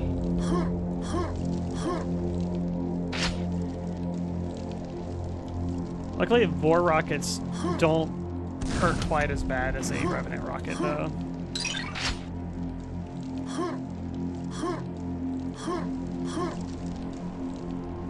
Like a Revenant rocket in Doom 2 do they do kind of a ridiculous amount of damage, to be honest.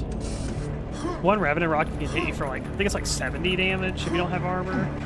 It's a roll of the dice. Like at worst, it'll be 70 damage. At best, it's like 25 or something like that. Like 30.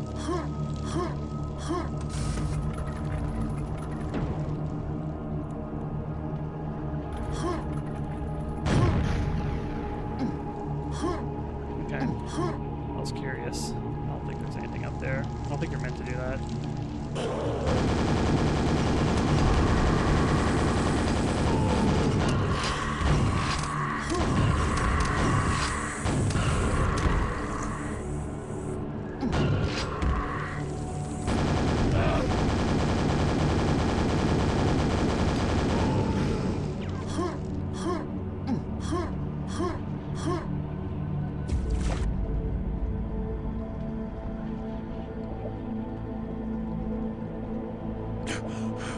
That armor at? Here you are.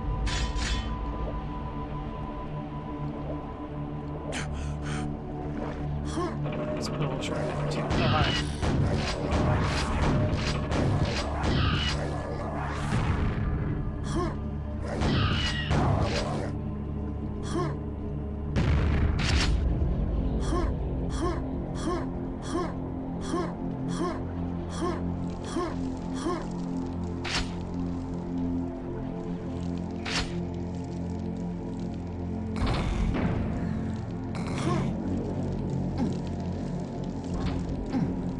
Down here, maybe?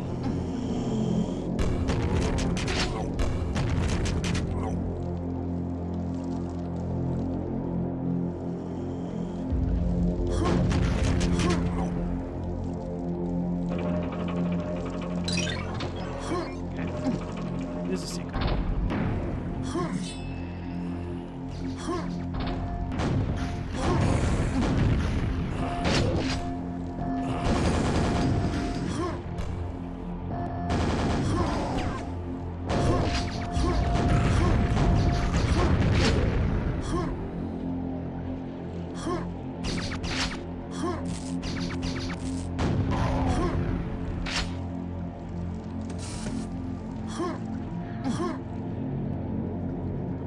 So those who wish to leave my domain must pass 2 trials. So we go left or right.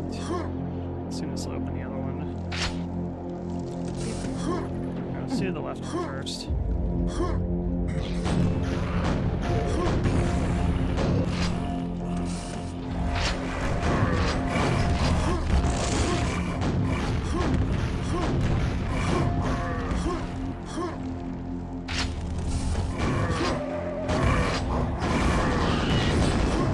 Red Bull.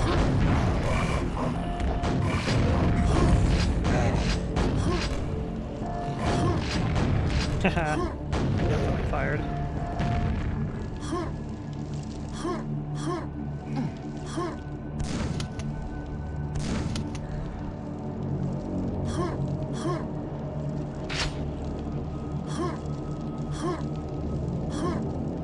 Used to like little fire torches like that actually having like a little pain floor attached to them.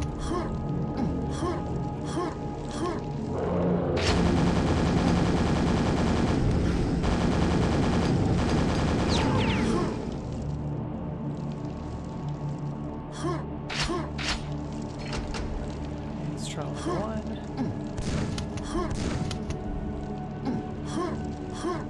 There'll be something up there.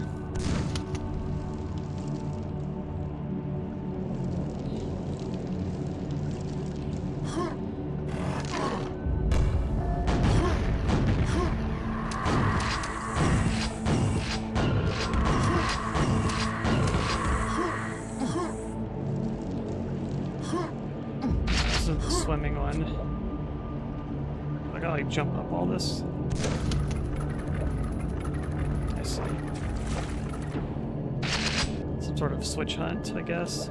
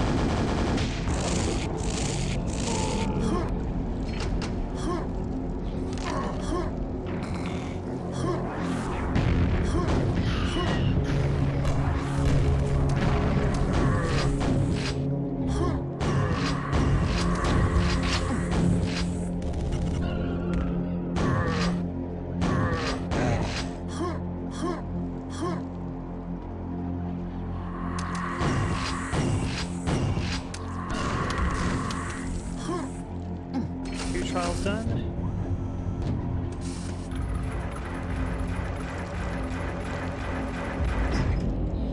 Nice.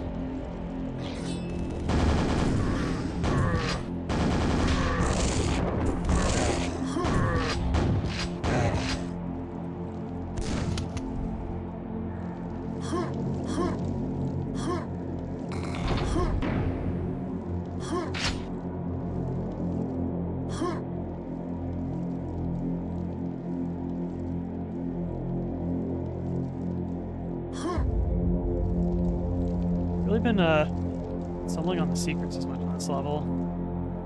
I got 3. That's probably the exit there. Oh. There's a bunch of spawns right there. I can hear them. I know they're there. 2.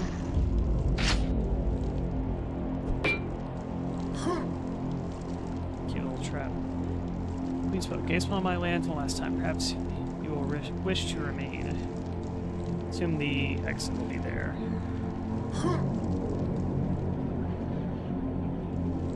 There's a backpack there. I would like to get that.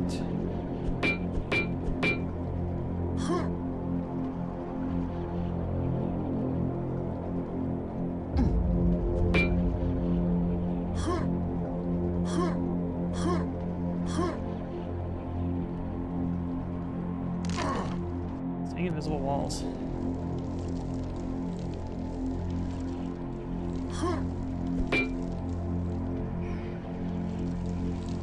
How to get in here?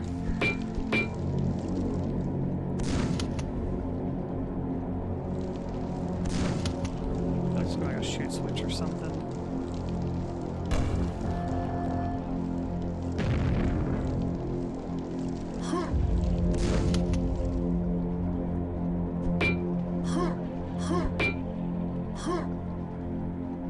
Oh, look, there's a big giant shoot switch there.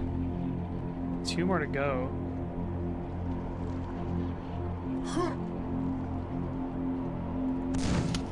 Okay. There you are. That's pretty funny. Nice. Nails have increased to 180.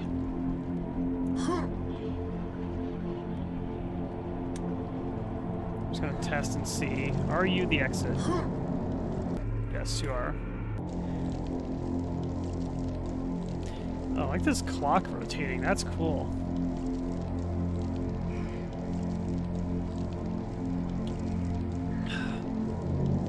I like that.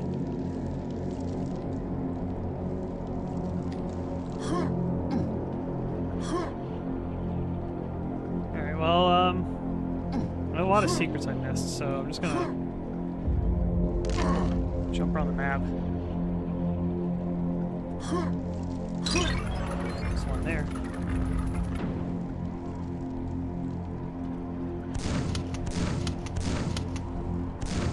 This all in particular is quite dark.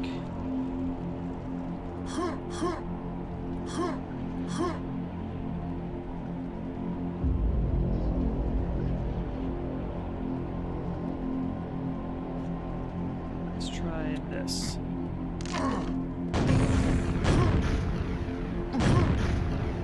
Okay, there is something up there, but it's not the way you're supposed to do it, evidently. Look at that. Maybe shadows just hiding there.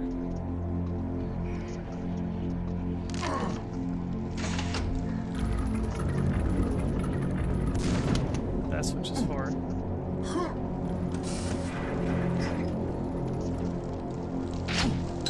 Oh, nice.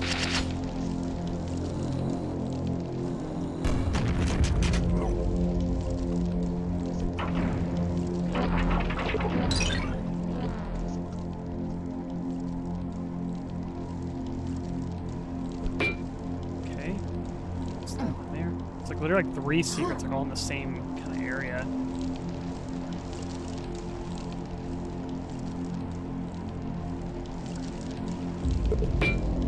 It's elsewhere. That'll probably be a secret as well.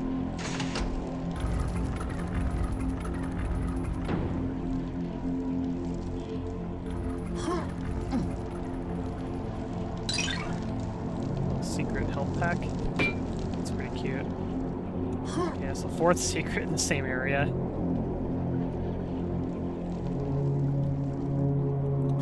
I'll get back up there and figure out how we get to the armor.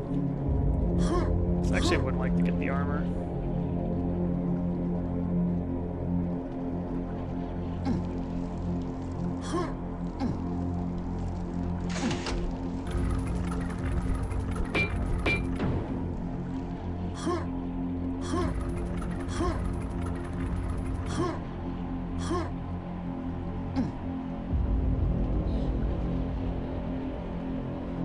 It's over there.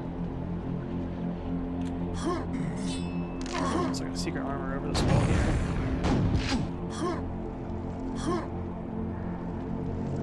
Oh, it's just down here. Okay. It's that simple, huh? Alright, well we just picked up like 5 secrets in like a couple minutes. I was really surprised they put that many in that same area.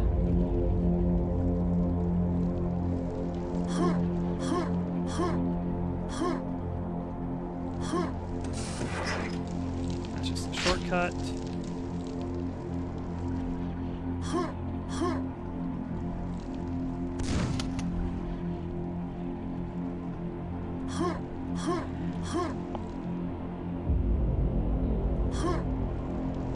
It's like I left that beginning area so quick because I'm like, I think I picked up maybe 1 secret there or something, and I was thinking like, in my mind, like they generally don't stack a bunch of secrets kind of all in the same spot as each other. Usually mappers will kind of spread them out. Where you find one secret, it's usually like, all right, we're not going to find, you know, another secret or two more secrets like in the same kind of vicinity. They usually spread them out more, but in that case, no, they put so many in the same area.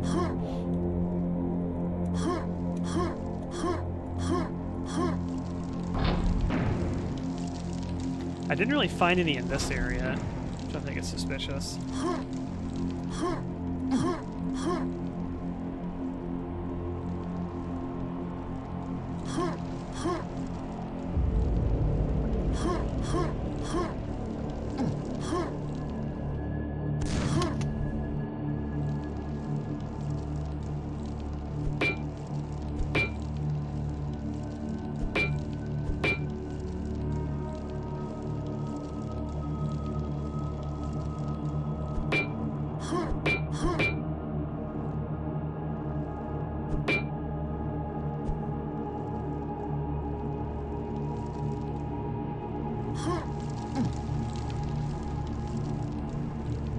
Shoot switches or something.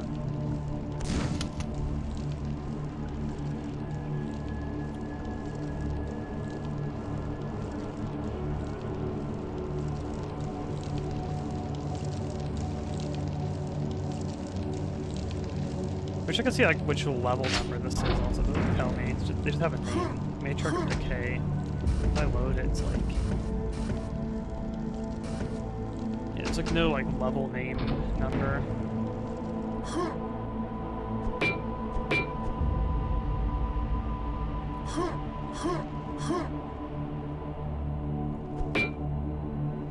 I do know there's like 20 something maps in this. I think it's like 27, is it? That's not that much. I think it's like 19 maps. I like to jump to the tech base also here.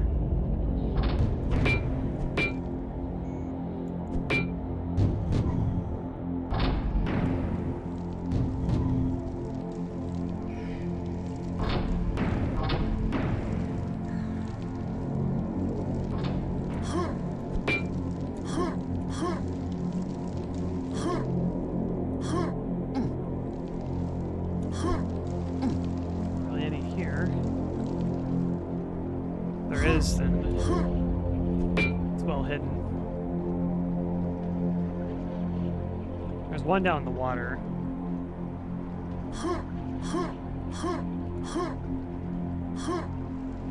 It's like a little spot right here. What is this?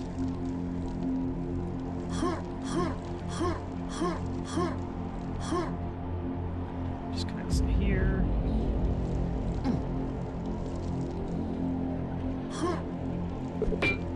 Or opens elsewhere.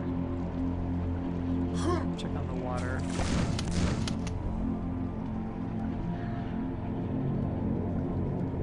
Don't really want to hunt in the water. I'm getting raided.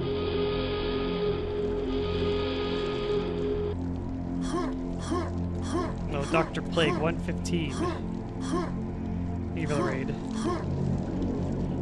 How you doing today? Playing the Quake something of the Machine. New Machine Games expansion pack. I think it's Dawn of the Machine. Everything is of the Machine, so I can't remember which one's which. But it's pretty cool so far.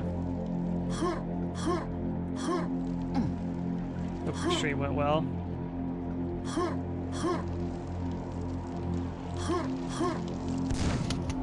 Currently looking for secrets. And 9 out of 13 on this level. Kind of getting close to throwing the towel on this map. We've done everything else.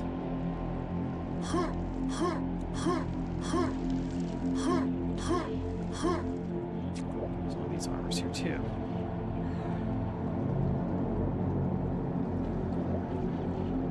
This kind of felt like a room that would have a secret in it.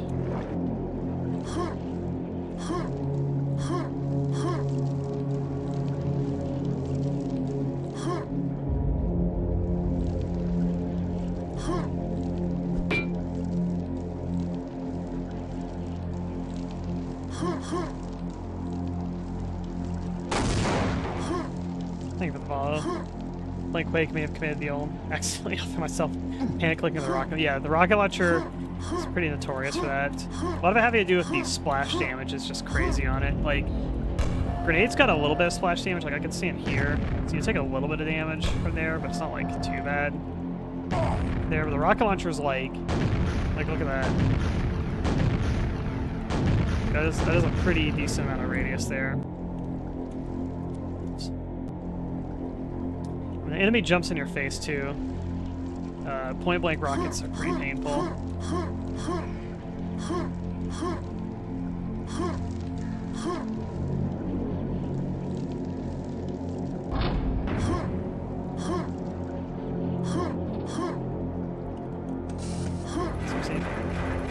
Oh, it's coming up there. I see. Oh yeah, the fiend enemies are, yeah, they can be a little tricky.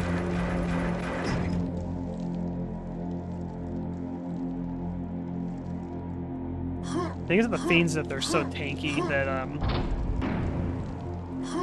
they're tanky, they take a while to kill, you gotta watch out if you're using a rocket launcher, it'll jump in your face as you're shooting them. And they hurt. Like, their jump attack does so much damage.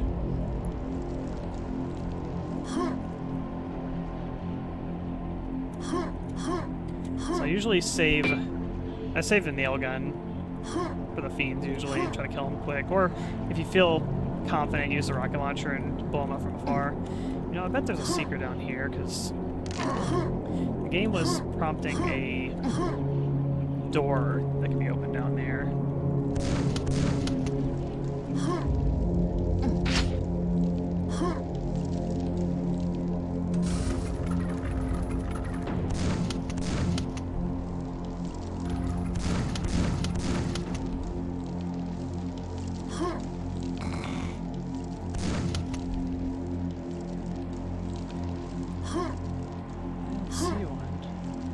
Shoot switch. It's on one of these, maybe? I feel like that would be a pretty sneaky spot. Up there. Shamblers. Yeah, wait till you get to episode 4. I actually just made a post. I was talking about the, so they call the spawns from episode 4. Those are a real fun enemy. I'm sure you'll love those.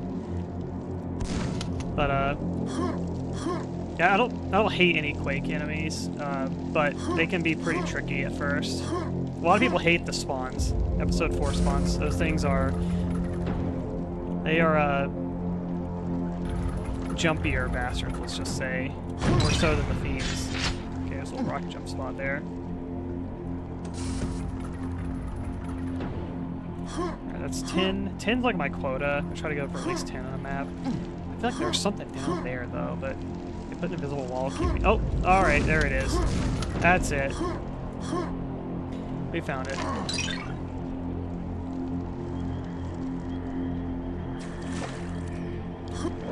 Is this a secret exit or something? Oh, yep, secret exit. Nice. On the Crooked Village. There's a secret level, cool. Oh, this is super cool.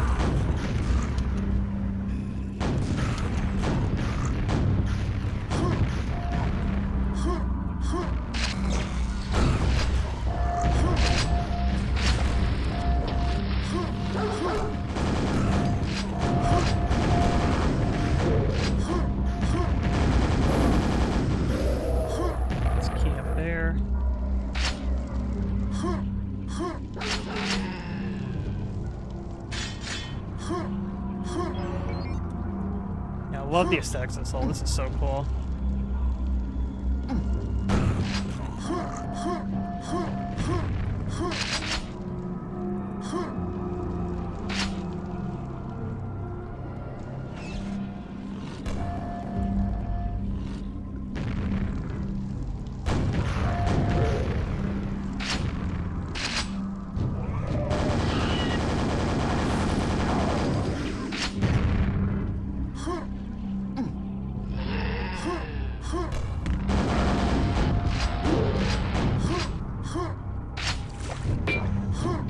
Started.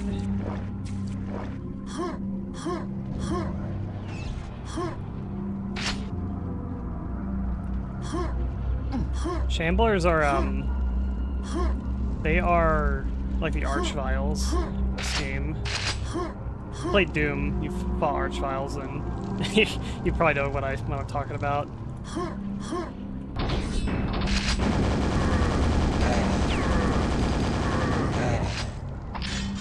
It's kind of the same logic. Sort of like wait for their attack, and then you break line of sight as they're attacking. My understanding too, I think Shamblers are weak to nails as well. Yeah, at least the Shamblers don't, yeah, they don't resurrect enemies. That's kind of nice.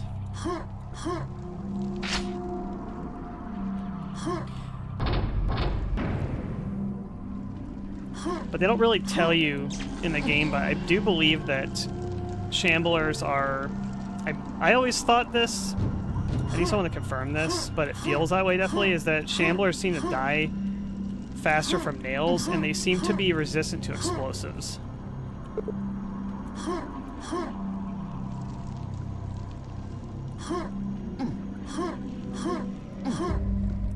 There's only one secret in this map.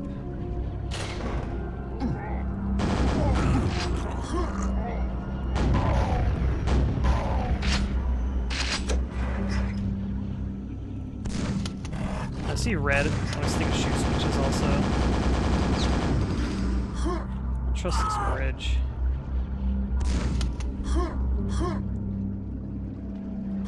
I'll fall in rockets. I mean, that's just the classic, to shoot the cyber demon, or sorry, to defeat the cyber demon, shoot it until it dies.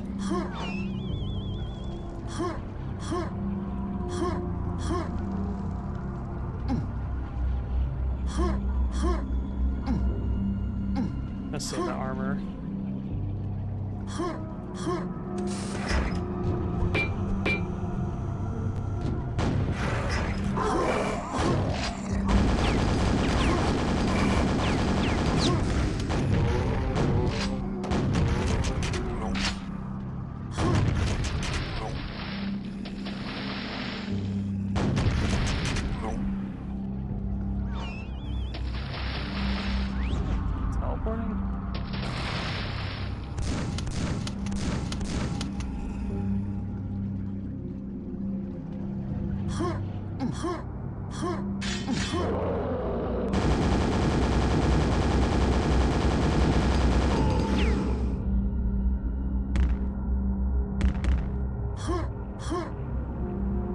This med kit kind of toppled over. Oh shit.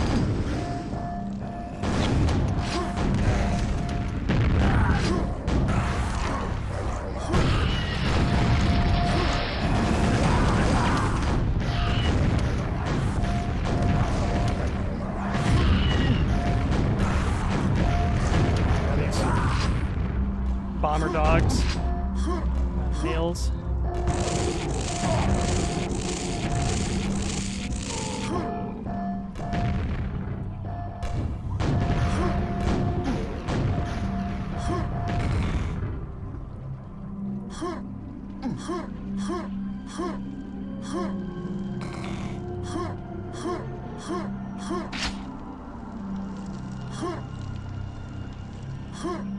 I think there's a, yep. Left this down here.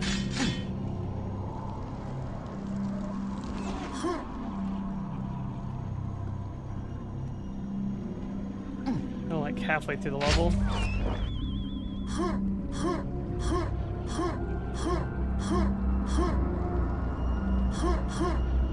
Was this open before? I don't even remember. It kind of like launched me out here, and I don't know which way I'm supposed to go now.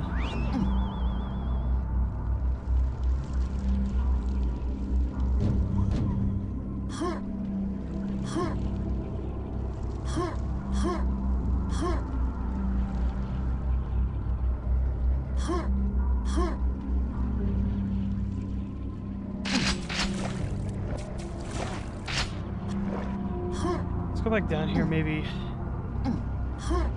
Let's help me narrow it down. Something open here, maybe. No, it just loops around.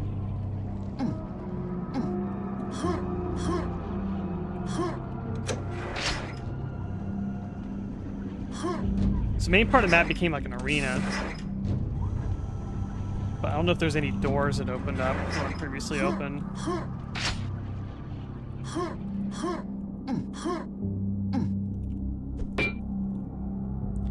it's like hell area, and then yeah, it just kind of spits you back up here. You're facing this way.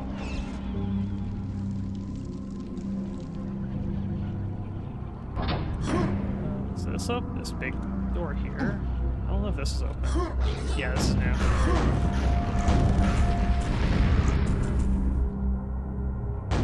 Oh, the exit's there.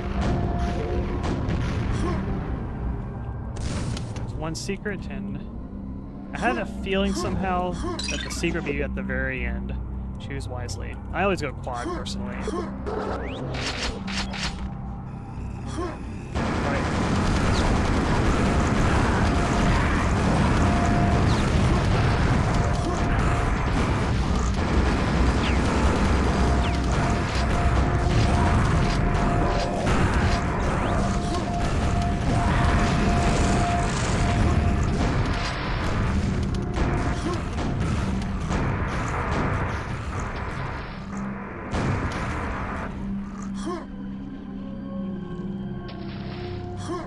Imagine picking the Ring of Shadows. It's like, you want quad invulnerability or partial invisibility. I always find like invisibility to be the most like, whatever power-ups in hit games. And Deathmatch is pretty good though.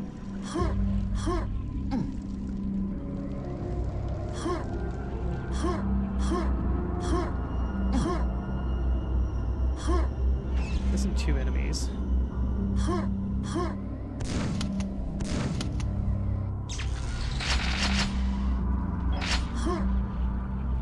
one there. There you are. Right, one more enemy. Where are you at?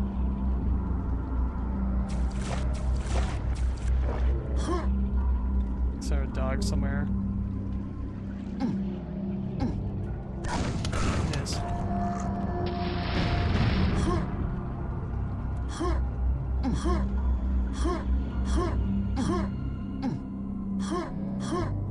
Nice. Super cool level. That was a secret map. Alright, we're probably gonna do one more. So look at that. That is awesome. Nice guy here.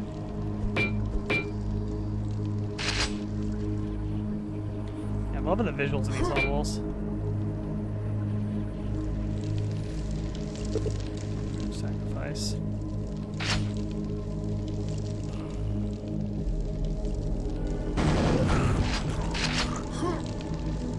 Got more thief mansions and castles.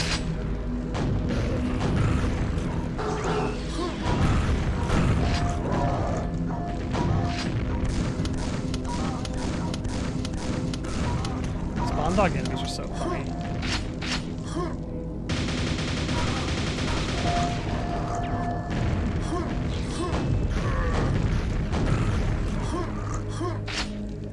Like, I can envision myself being in a thief level and I'm running across the carpet and then I'm going slow on the tile and then back running on the carpet again. I love those mechanics of Thief. They're like how like intricate like the floor material is. It's nice. And geometry light shining through. Secret switch here.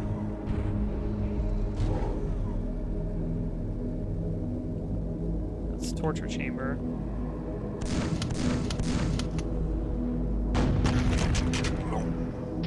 It really makes the give death sound. It's really funny. Got a lightning gun down here too.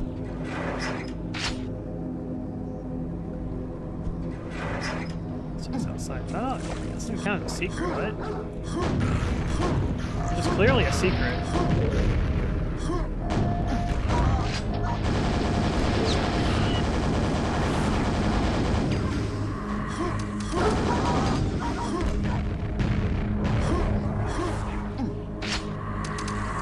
Still follow me.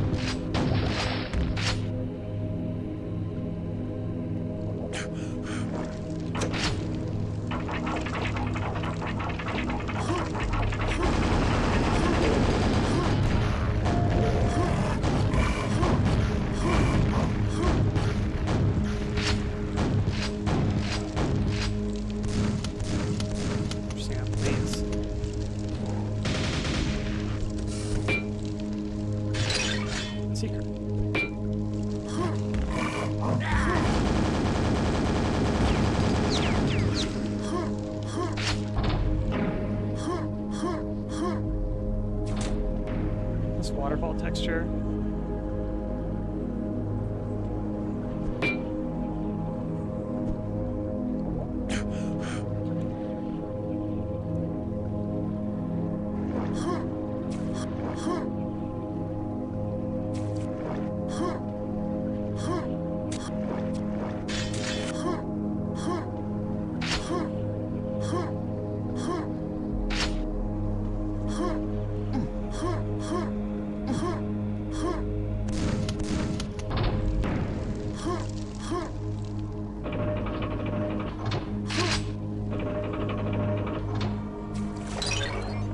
Secret behind that waterfall.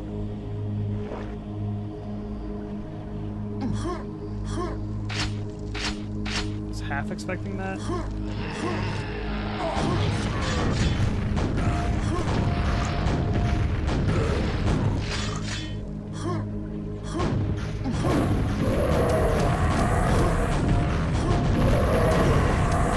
Oh, geometry crazy here.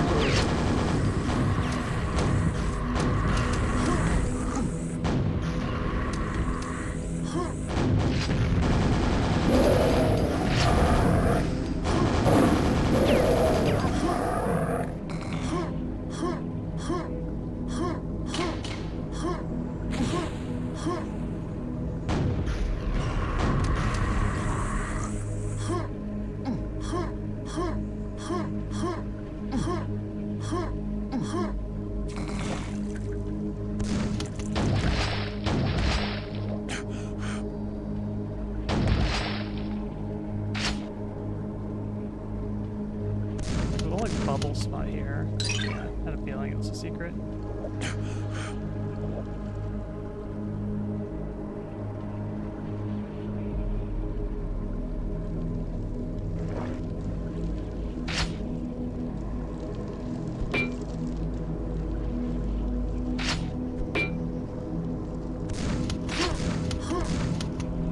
Fascinating back here.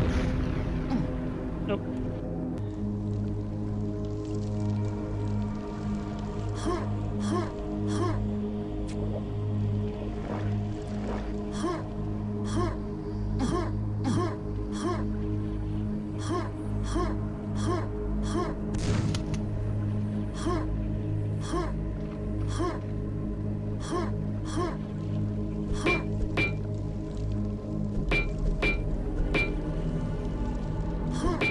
I feel like there's gotta be like a shortcut here. Bring the bridge down or something.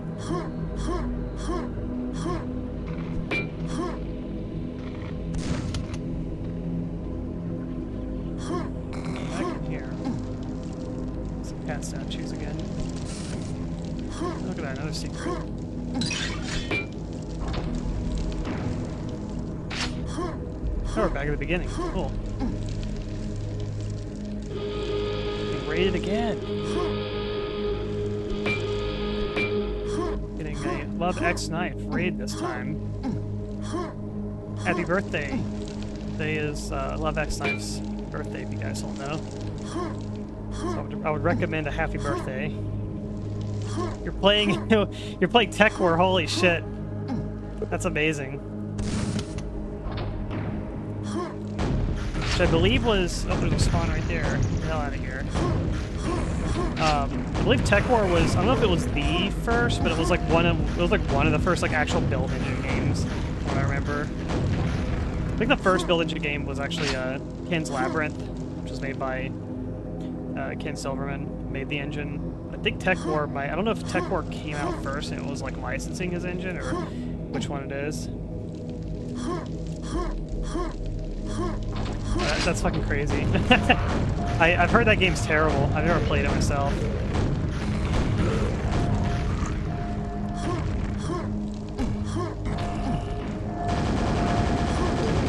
It's a Capstone game, if I recall correctly, that were they were notorious for their Doom clones of the 90s that were of varying quality, most of them not great.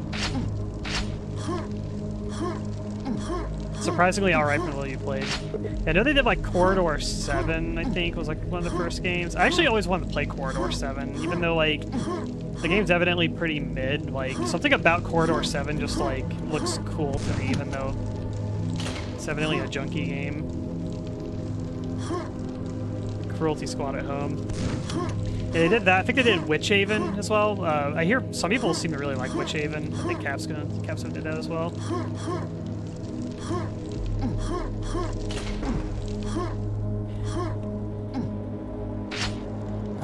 We're in the arena.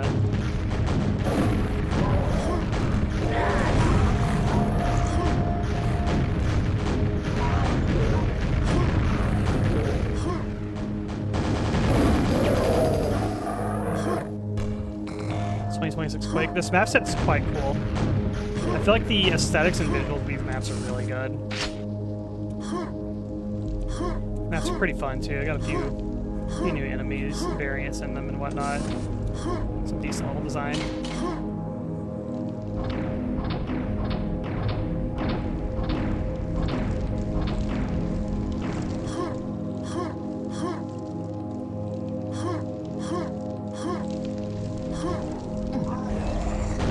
Okay, what the hell is that enemy? It's like a freaking beholder. Die faster and I can even comprehend what it even does. I'm out of rockets, damn.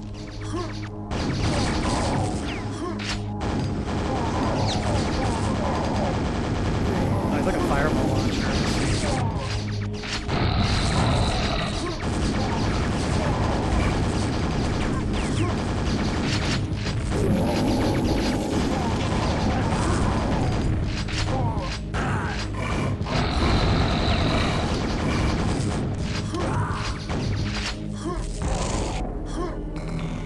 Blasted.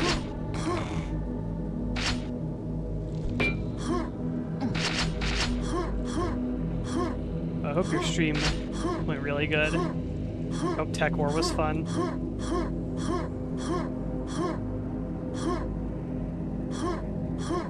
That game has like does it have like FMV cutscenes and like the sprites in the game are just like photographs? It's like one of those games. I always find those to be really funny. Like secret tech base room here. It's cool.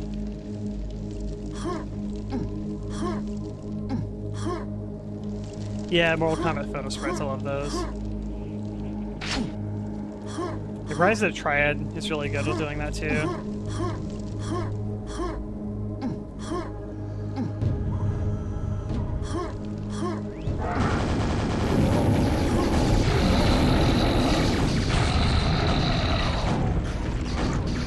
I like this, like we're in like Thief Mansion kind of like environment here, but then it's like the walls open up and it's like tech base behind it. It's really cool. I don't know how to get up there. FMVs are really good. Shatner explaining the lore to you like he's a GM on a tabletop RPG. That's amazing. That's like a very like 90s game thing in general. Like, you know, Command and Conquer's where you play the game and before the mission you have like guy on a green screen and he's like telling you like, all right, listen up. This is what you're going to be doing on this mission. Yeah, and explaining like what you're doing and giving the context of like, you know, what the game is supposed to be. It kind of de-abstractifies the game basically. Because if you didn't have those FMVs, you'd be like, what the fuck am I doing in this game?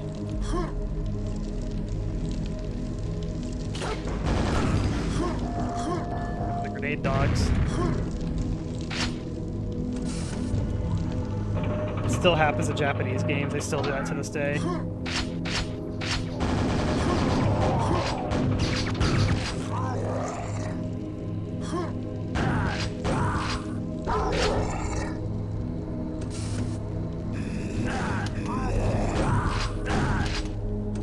For me as a kid, it's like, it's not that I didn't know English, but that I wasn't like when you're young, your language comprehension is like worse, you know? So like, I would watch Command & Conquer cutscenes and listen to the characters tell me what I'm supposed to do, but I don't really comprehend what they mean by, you know, the words that they're using, basically. So I had that struggle as a kid. There's some infighting going on here on the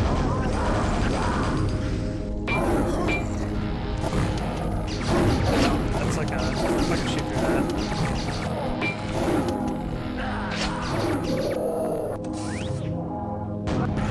Yeah, quad name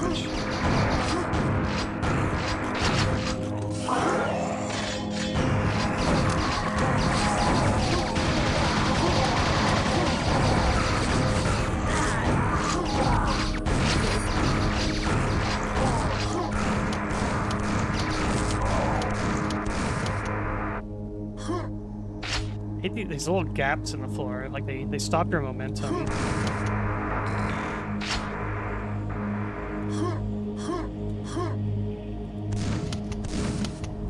Sequence completed. You get the secret Vors. That's real fun.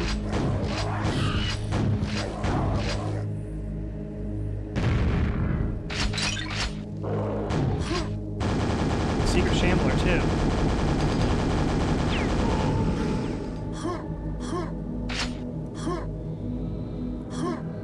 That's probably gonna take me back.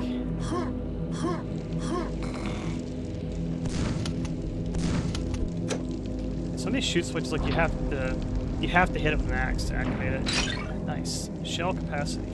Got a lot now.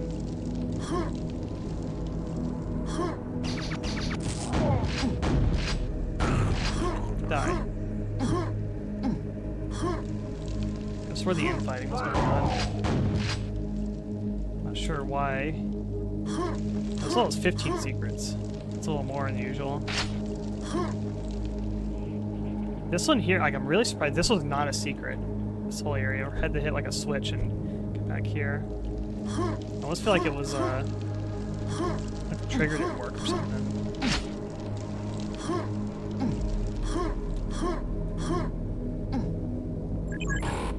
Gold key card.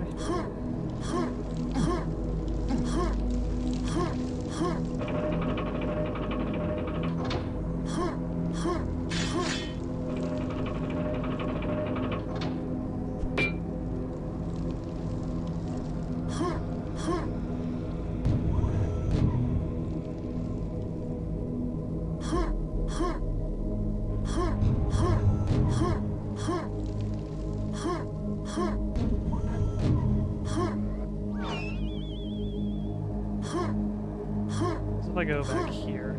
Okay. This is a new area.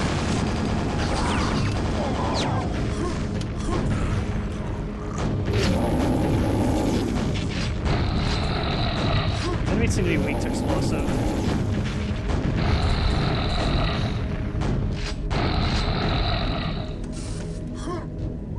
It's kind of cute enemies. Very like Cacodemon-like.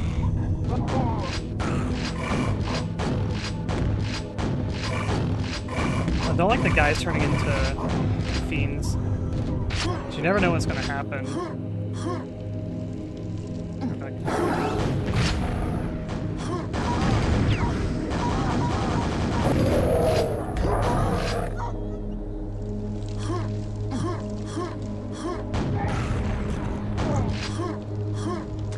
I knew there was something in here. I heard something.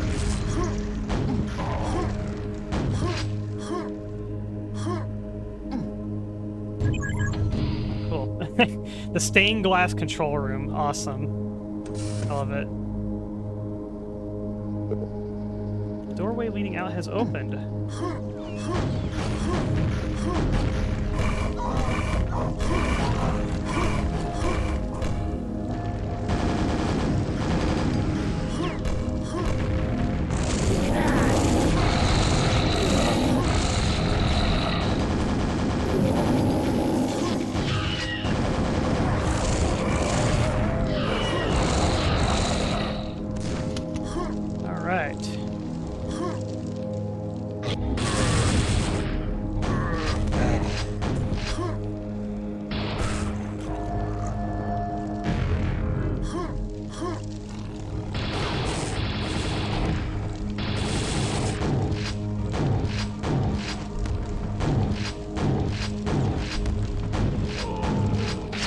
Secret.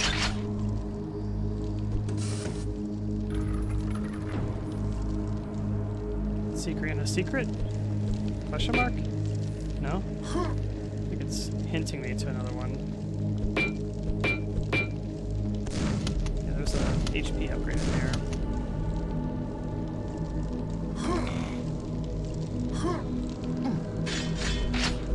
How to get in there?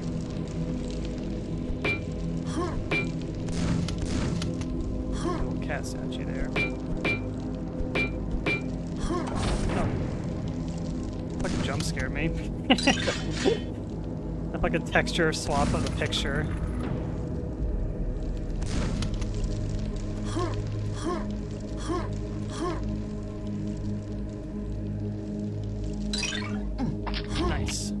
HP upgrade to 120.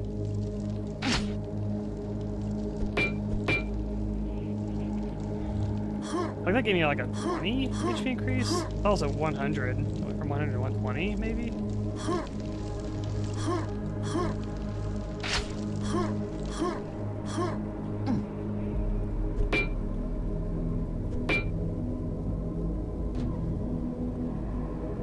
That's cool that like ceiling came in here. Okay, 10 out of 15 secrets. Good enough. Did miss a few enemies though. Alright. This seems like a shorter level. I'll do this one. I was gonna say that last one's gonna be the last one. Lol.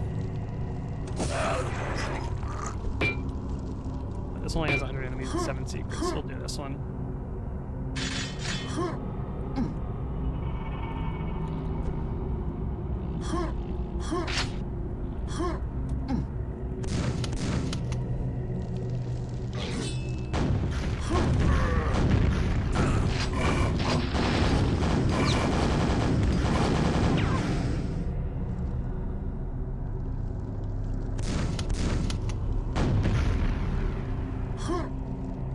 So I like rocket jump over to you. That's nothing.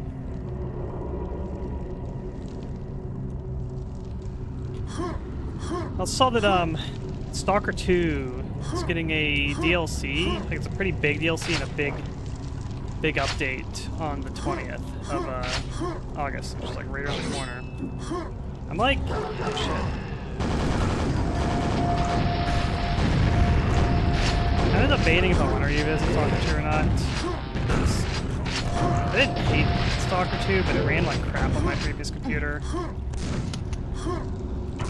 I have a lot of like, I have a lot of little micro gripes with that game too.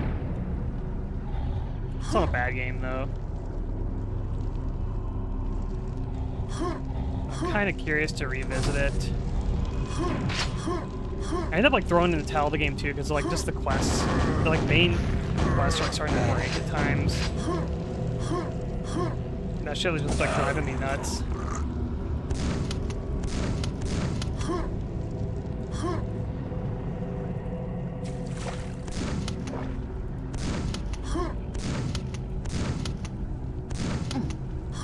But hopefully the game's more optimized. There seems to be like a lot more content added to the game. They did a lighting pass over the game. That seems to be, that's one of the things that looks the best to me is the lighting pass, because I had a lot of gripes with the lighting in the game.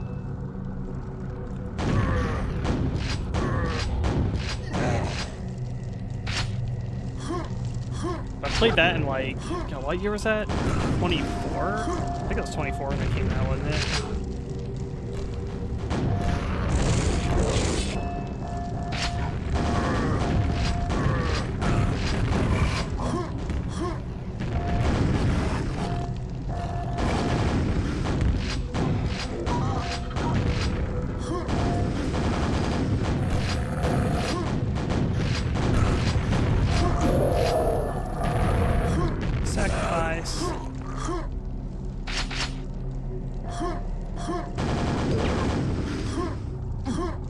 Played a lot of Stalker 2 first few months it came out.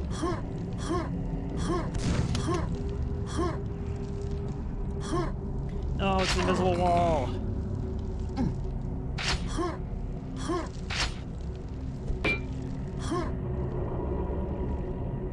It's probably a secret down there. Yep. I knew it, I knew it, I knew it.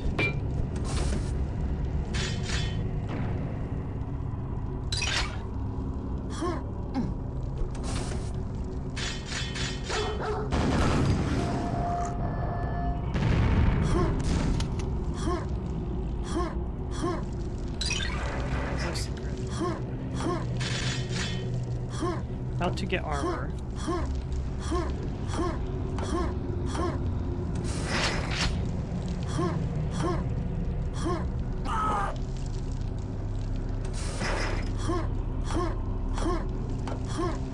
Yeah, that's how it felt to me. Like I played it and I enjoyed my time with Stalker 2 to a degree, but I also felt like I felt very much like this is a game that needs time, basically. It needs a lot more work.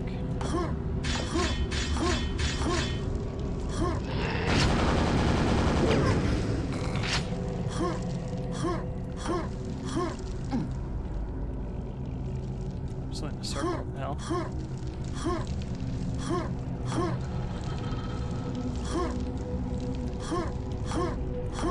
I see it, like, open that.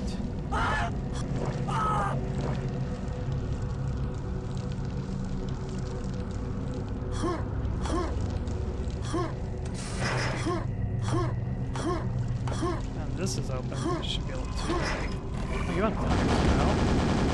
This is traps, what that is. Oh, hi.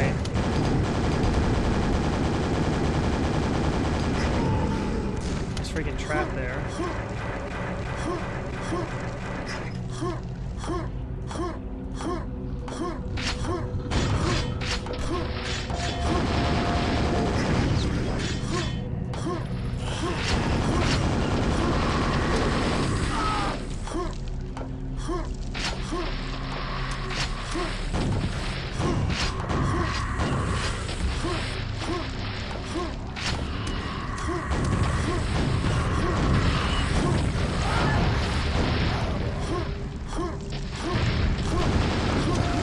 Squish him, squish him. Nice. His hitboxes are in the freaking way.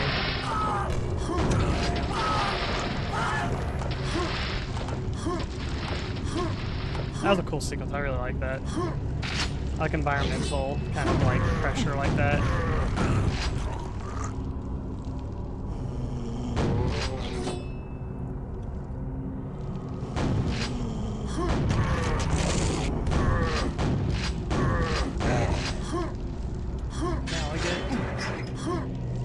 Oh, and up my nail capacity to 200. Hell yeah.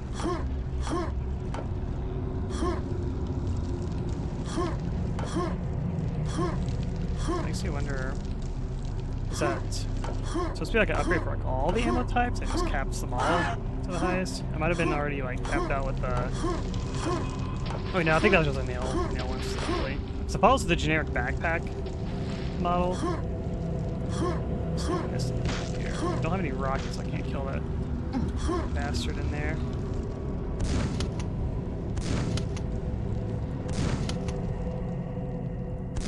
Should switch up there. Use the axe. Shooting that. Assume that opened this from here.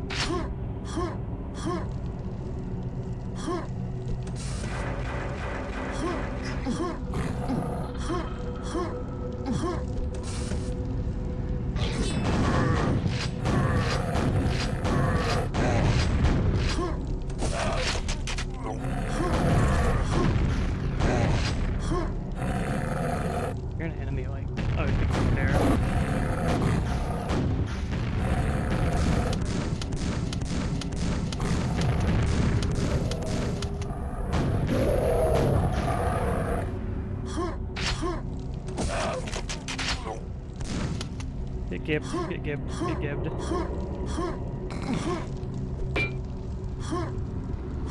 need to do like 4 more.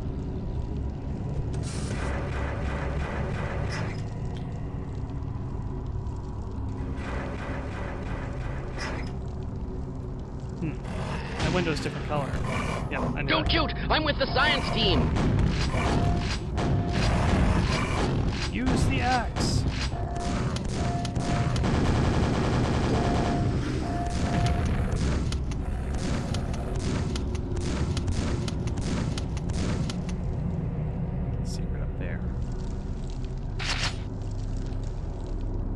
Don't shoot! I'm with the science team.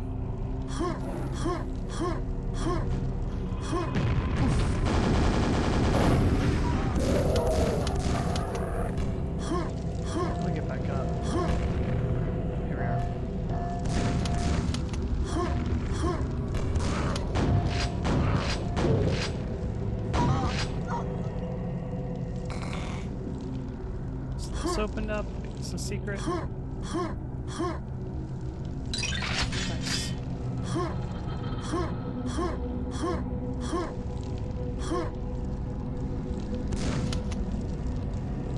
Can't use the axe there. Huh.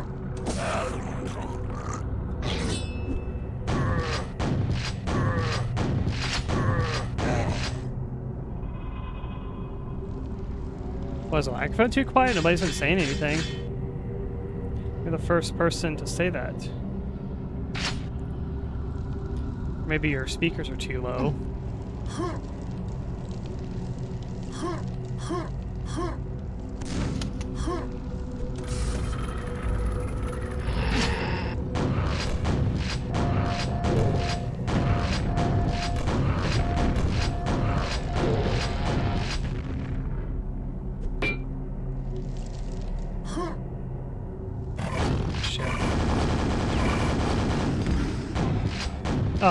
My microphone was a little bit away from my face. Probably why.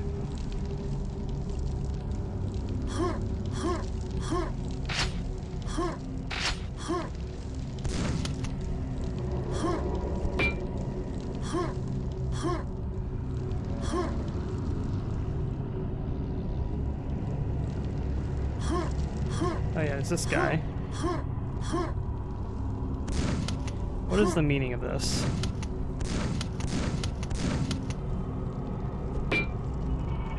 Oh, I see. This is the number of sacrifices left, I think. I think the red ones are ones we've done. See the blood's like coming in. It's just like Blade 1. We just watched it the other day.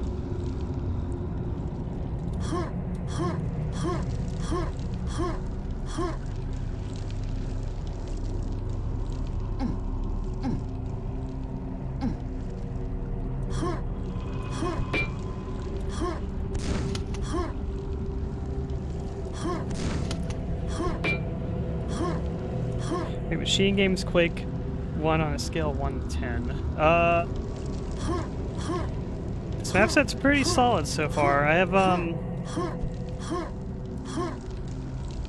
like it's pretty good. I have a few little gripes with it. Nothing too major. I think the aesthetics of these maps are fantastic. I have some occasional like geometry slash like level design gripes, mostly in like the use of invisible walls and like shit that you look like you should be able to jump to and you actually can't, kind of thing. But it's not too egregious, I would say.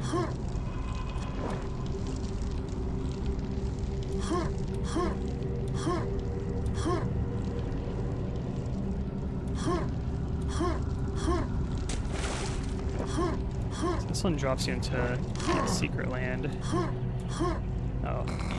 It's just down here.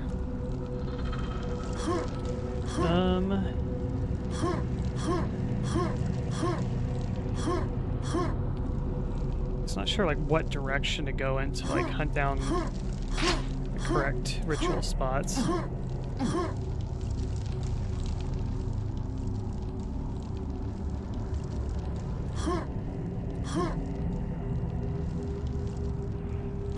I need to rewatch Blade 2. It's been a long time. It was a long time since I watched 1 and 2, and I watched them like back to back years ago. And I remember just liking 2 more than 1. I saw the first movie when I was a kid, like a long time ago. Most of it was like out of my memory, and then like on revisit, I remember just liking 2 a little more on revisitation. No, I didn't think like 1's bad or anything. It was actually quite good. But there's something about 2 I just liked more.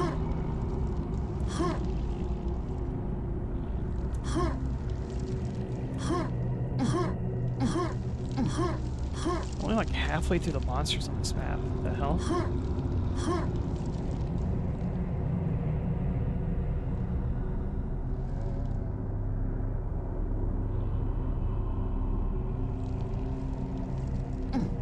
Yeah, the opening of 1 is good. I feel like the beginning and the ending of 1 are both pretty memorable. On like rewatch, it's like I kind of see why like a lot of the middle of Blade 1 is like it kind of just left my memory.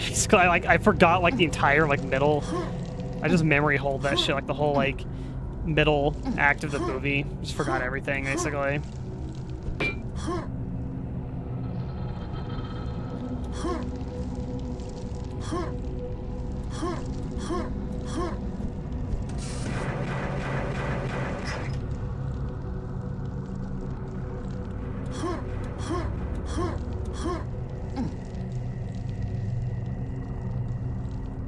I think this is like what I did last. I was in here.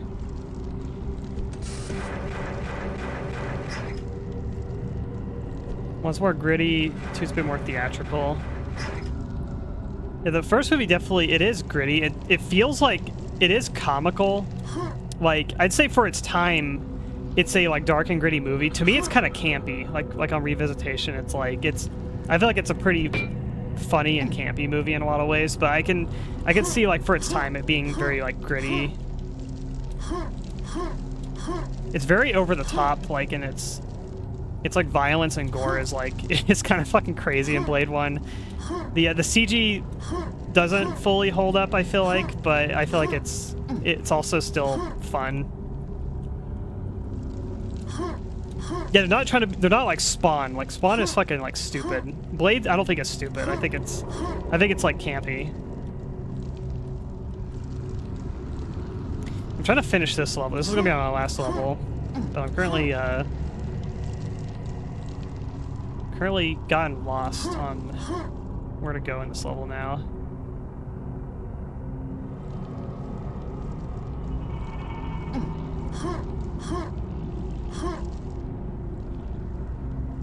When you say trying to be Spawn, I was thinking of the Spawn movie. The Spawn movie is, it's like stupid campy.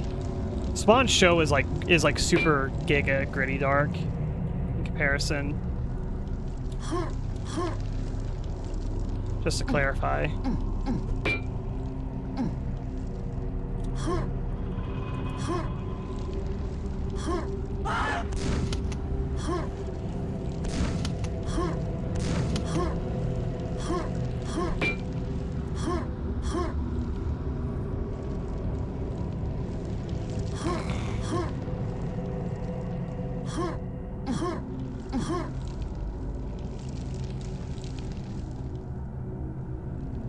Blade's a lot less campy than like Hellboy 2. Yeah, I would agree.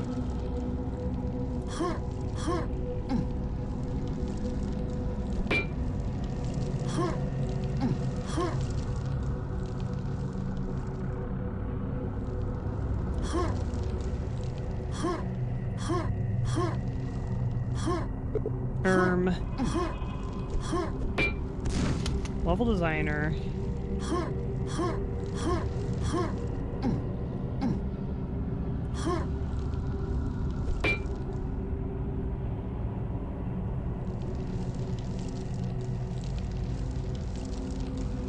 I think the level's probably gonna end down there.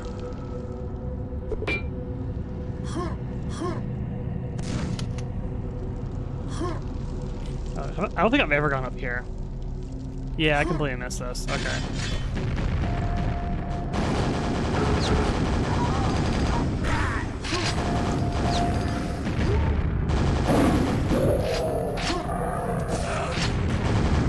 There's two more.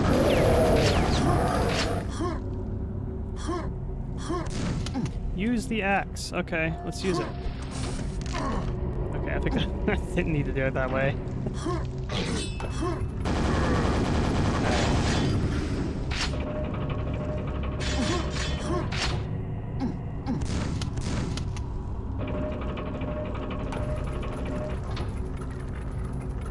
I actually want to bring that up. Beep.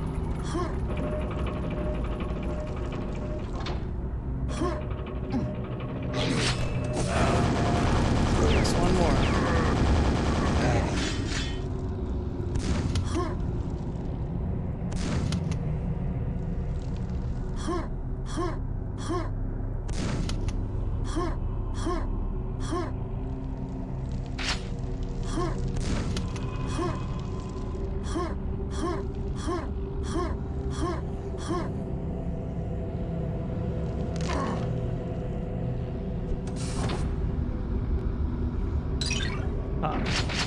secret rockets. Nice. There's just one more sacrifice to do.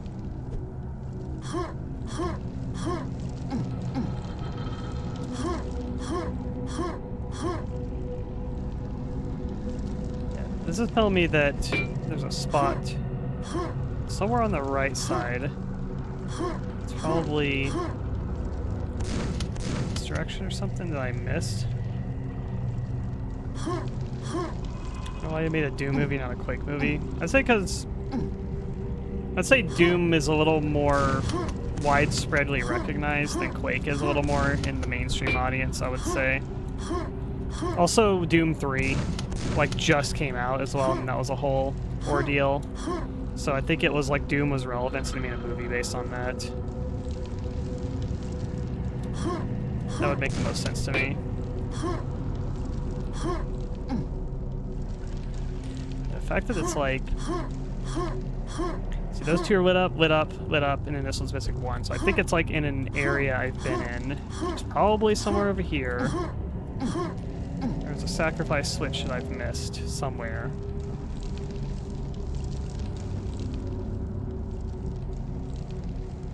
Heckboy. I think Heckboy's alright. We watched Heckboy 1 and 2. I don't remember much of the first one. I remember it being... It was alright. The second one was... I think the second one maybe I liked more. It had some... Like, Hellboy 2 had some really cool, like, set and, like, creature design type stuff in it.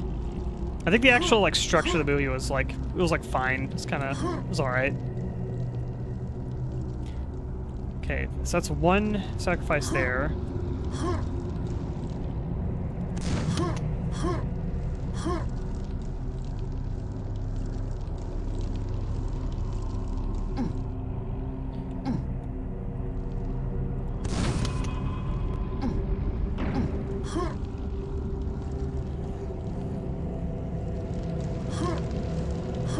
This whole secret sequence, I don't think there was...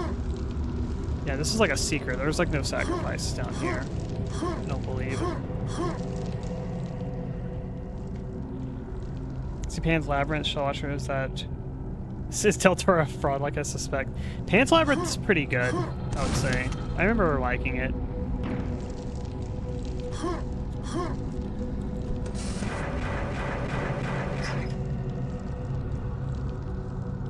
Okay, yeah, there's two sacrifices here. One, two. So that's two.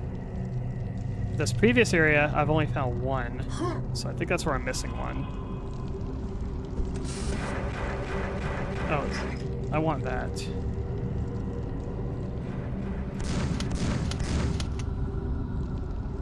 All right, how to get in this room? Just gonna make a shoot switch, or maybe it's in the lava or something. It's not that simple.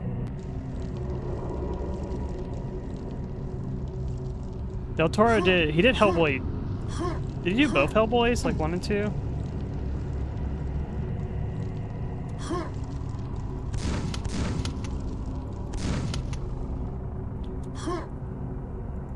Ha.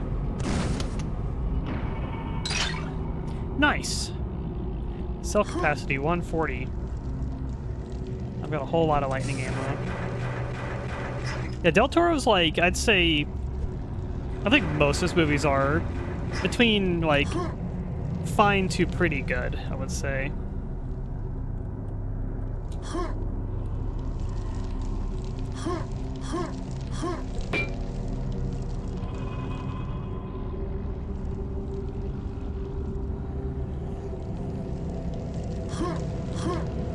Yeah, Del Toro did Blade 2.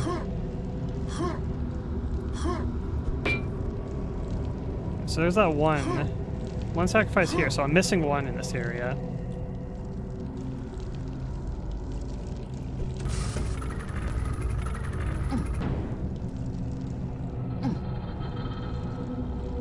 What do I do instead of an art swap Oscar page shit now? Yeah, at one point Del Toro was doing like, yeah, like comic booky, like campy action movie type stuff, and I feel like that's. I don't know, Pan's Labyrinth is pretty good. I don't know. I like that. I liked his the Devil's Backbone, I think, which is basically Pan's Labyrinth again, but he did it before Pan's Labyrinth. Hold on. There's one. There's two. Yeah, 1 and 2. We did do 2 here. We did 2 down there in that like secret area.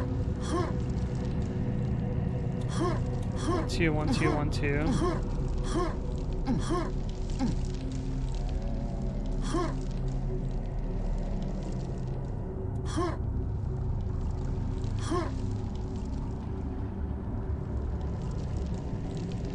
There's 2 here at the beginning. Okay, so it's 1, 2. How many is there total? 1, 2, 3, 4, 5, 6, 7, 8. There's 8 total. Okay, so it's 1, 2. Then we did 3, 4 in this area up to the left. It's 3, 4. In the area to the right, there's 5, 6. It's yeah, I've done all 8. What the? I think something's broken, right? Like.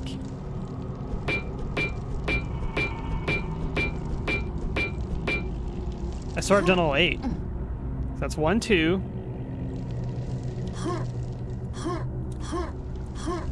Up here, I did 3 and 4. Kind of confirm. Yeah, 3. There's the 4th one. It's around here somewhere.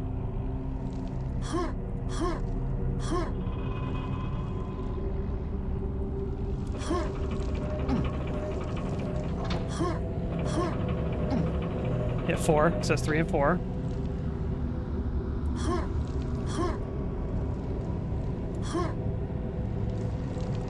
I want this secret, whatever it is.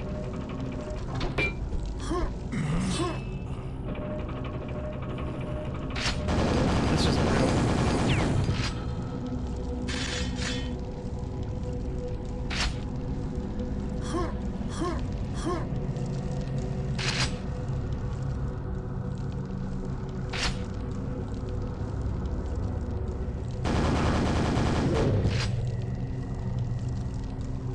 Another one up here.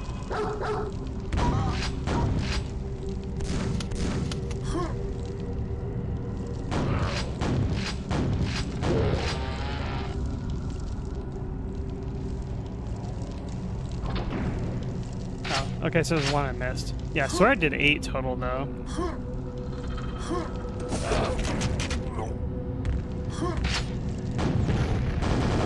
It's the Giga Shambler.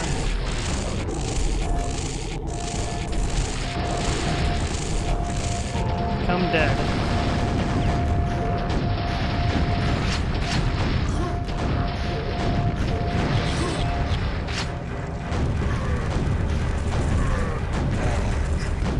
How can enemies like jump like that?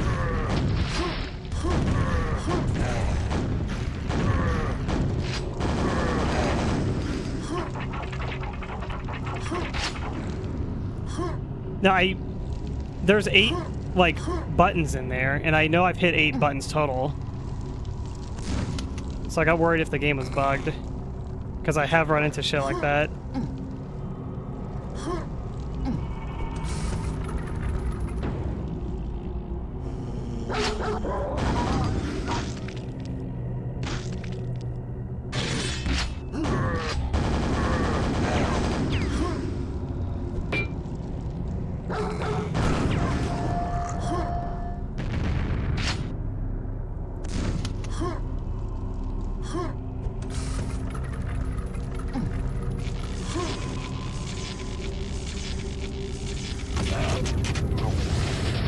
Maybe. Oh, we got a rune. Rune of Sacrifice. Yes. Okay, there's 8 total in here. There's 2 there. 2 up there. That's 4. Then there's 5, 6, 7, 8 if I go to the right. So there's like 8 buttons that I pressed. But then when you come back in here, like one of them wasn't lit up. So that's why I thought it was like glitched or something. If I was like going into the acid.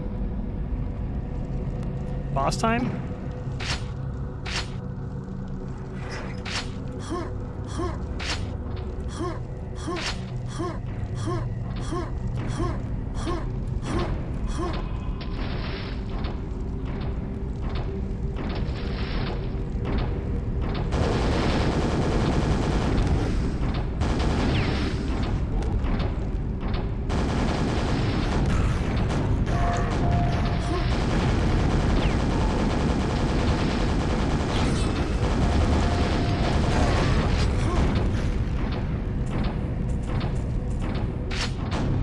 So when you've been soft locked in Quake maps or Doom maps from like a script breaking, like you basically you assume the worst anytime you run into like any sort of friction like that. So I've played maps where I've literally ran around for like an hour, like not knowing what to do, and it turns out it was just because like a trigger didn't function.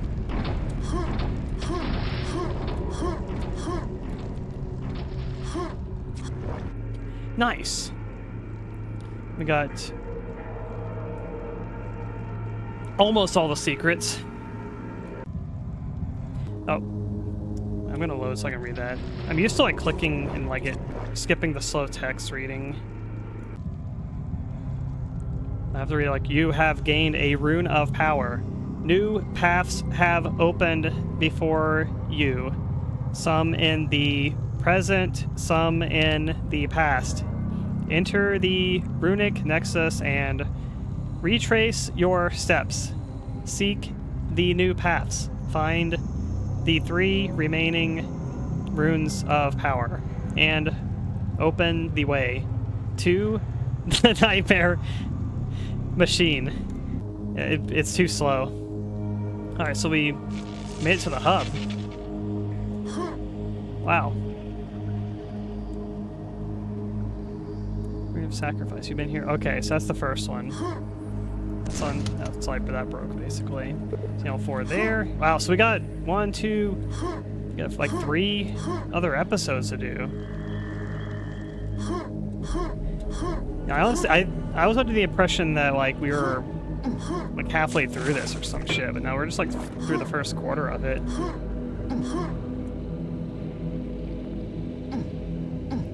Very cool. It's down here. Oh, difficulty selection. Which should be on hard. That's what I've been playing. It's like a gap between Nightmare and hard for some reason.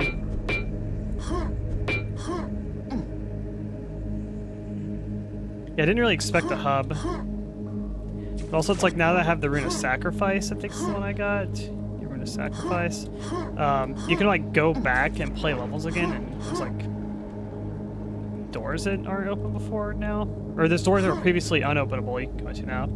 I want to do this one. This is like tech-based shit. I like that. I like tech-based stuff. Okay, that's gonna be it for me today. Cool map set. Can't name my saves. Sad. Nice. Alright.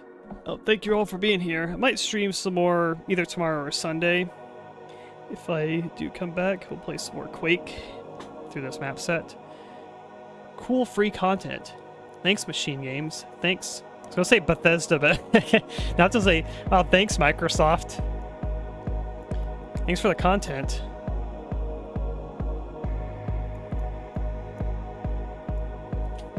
Alright. Who is online right now? It is Friday night. Happy Friday night, everyone. I'll get you a nice beverage for tonight.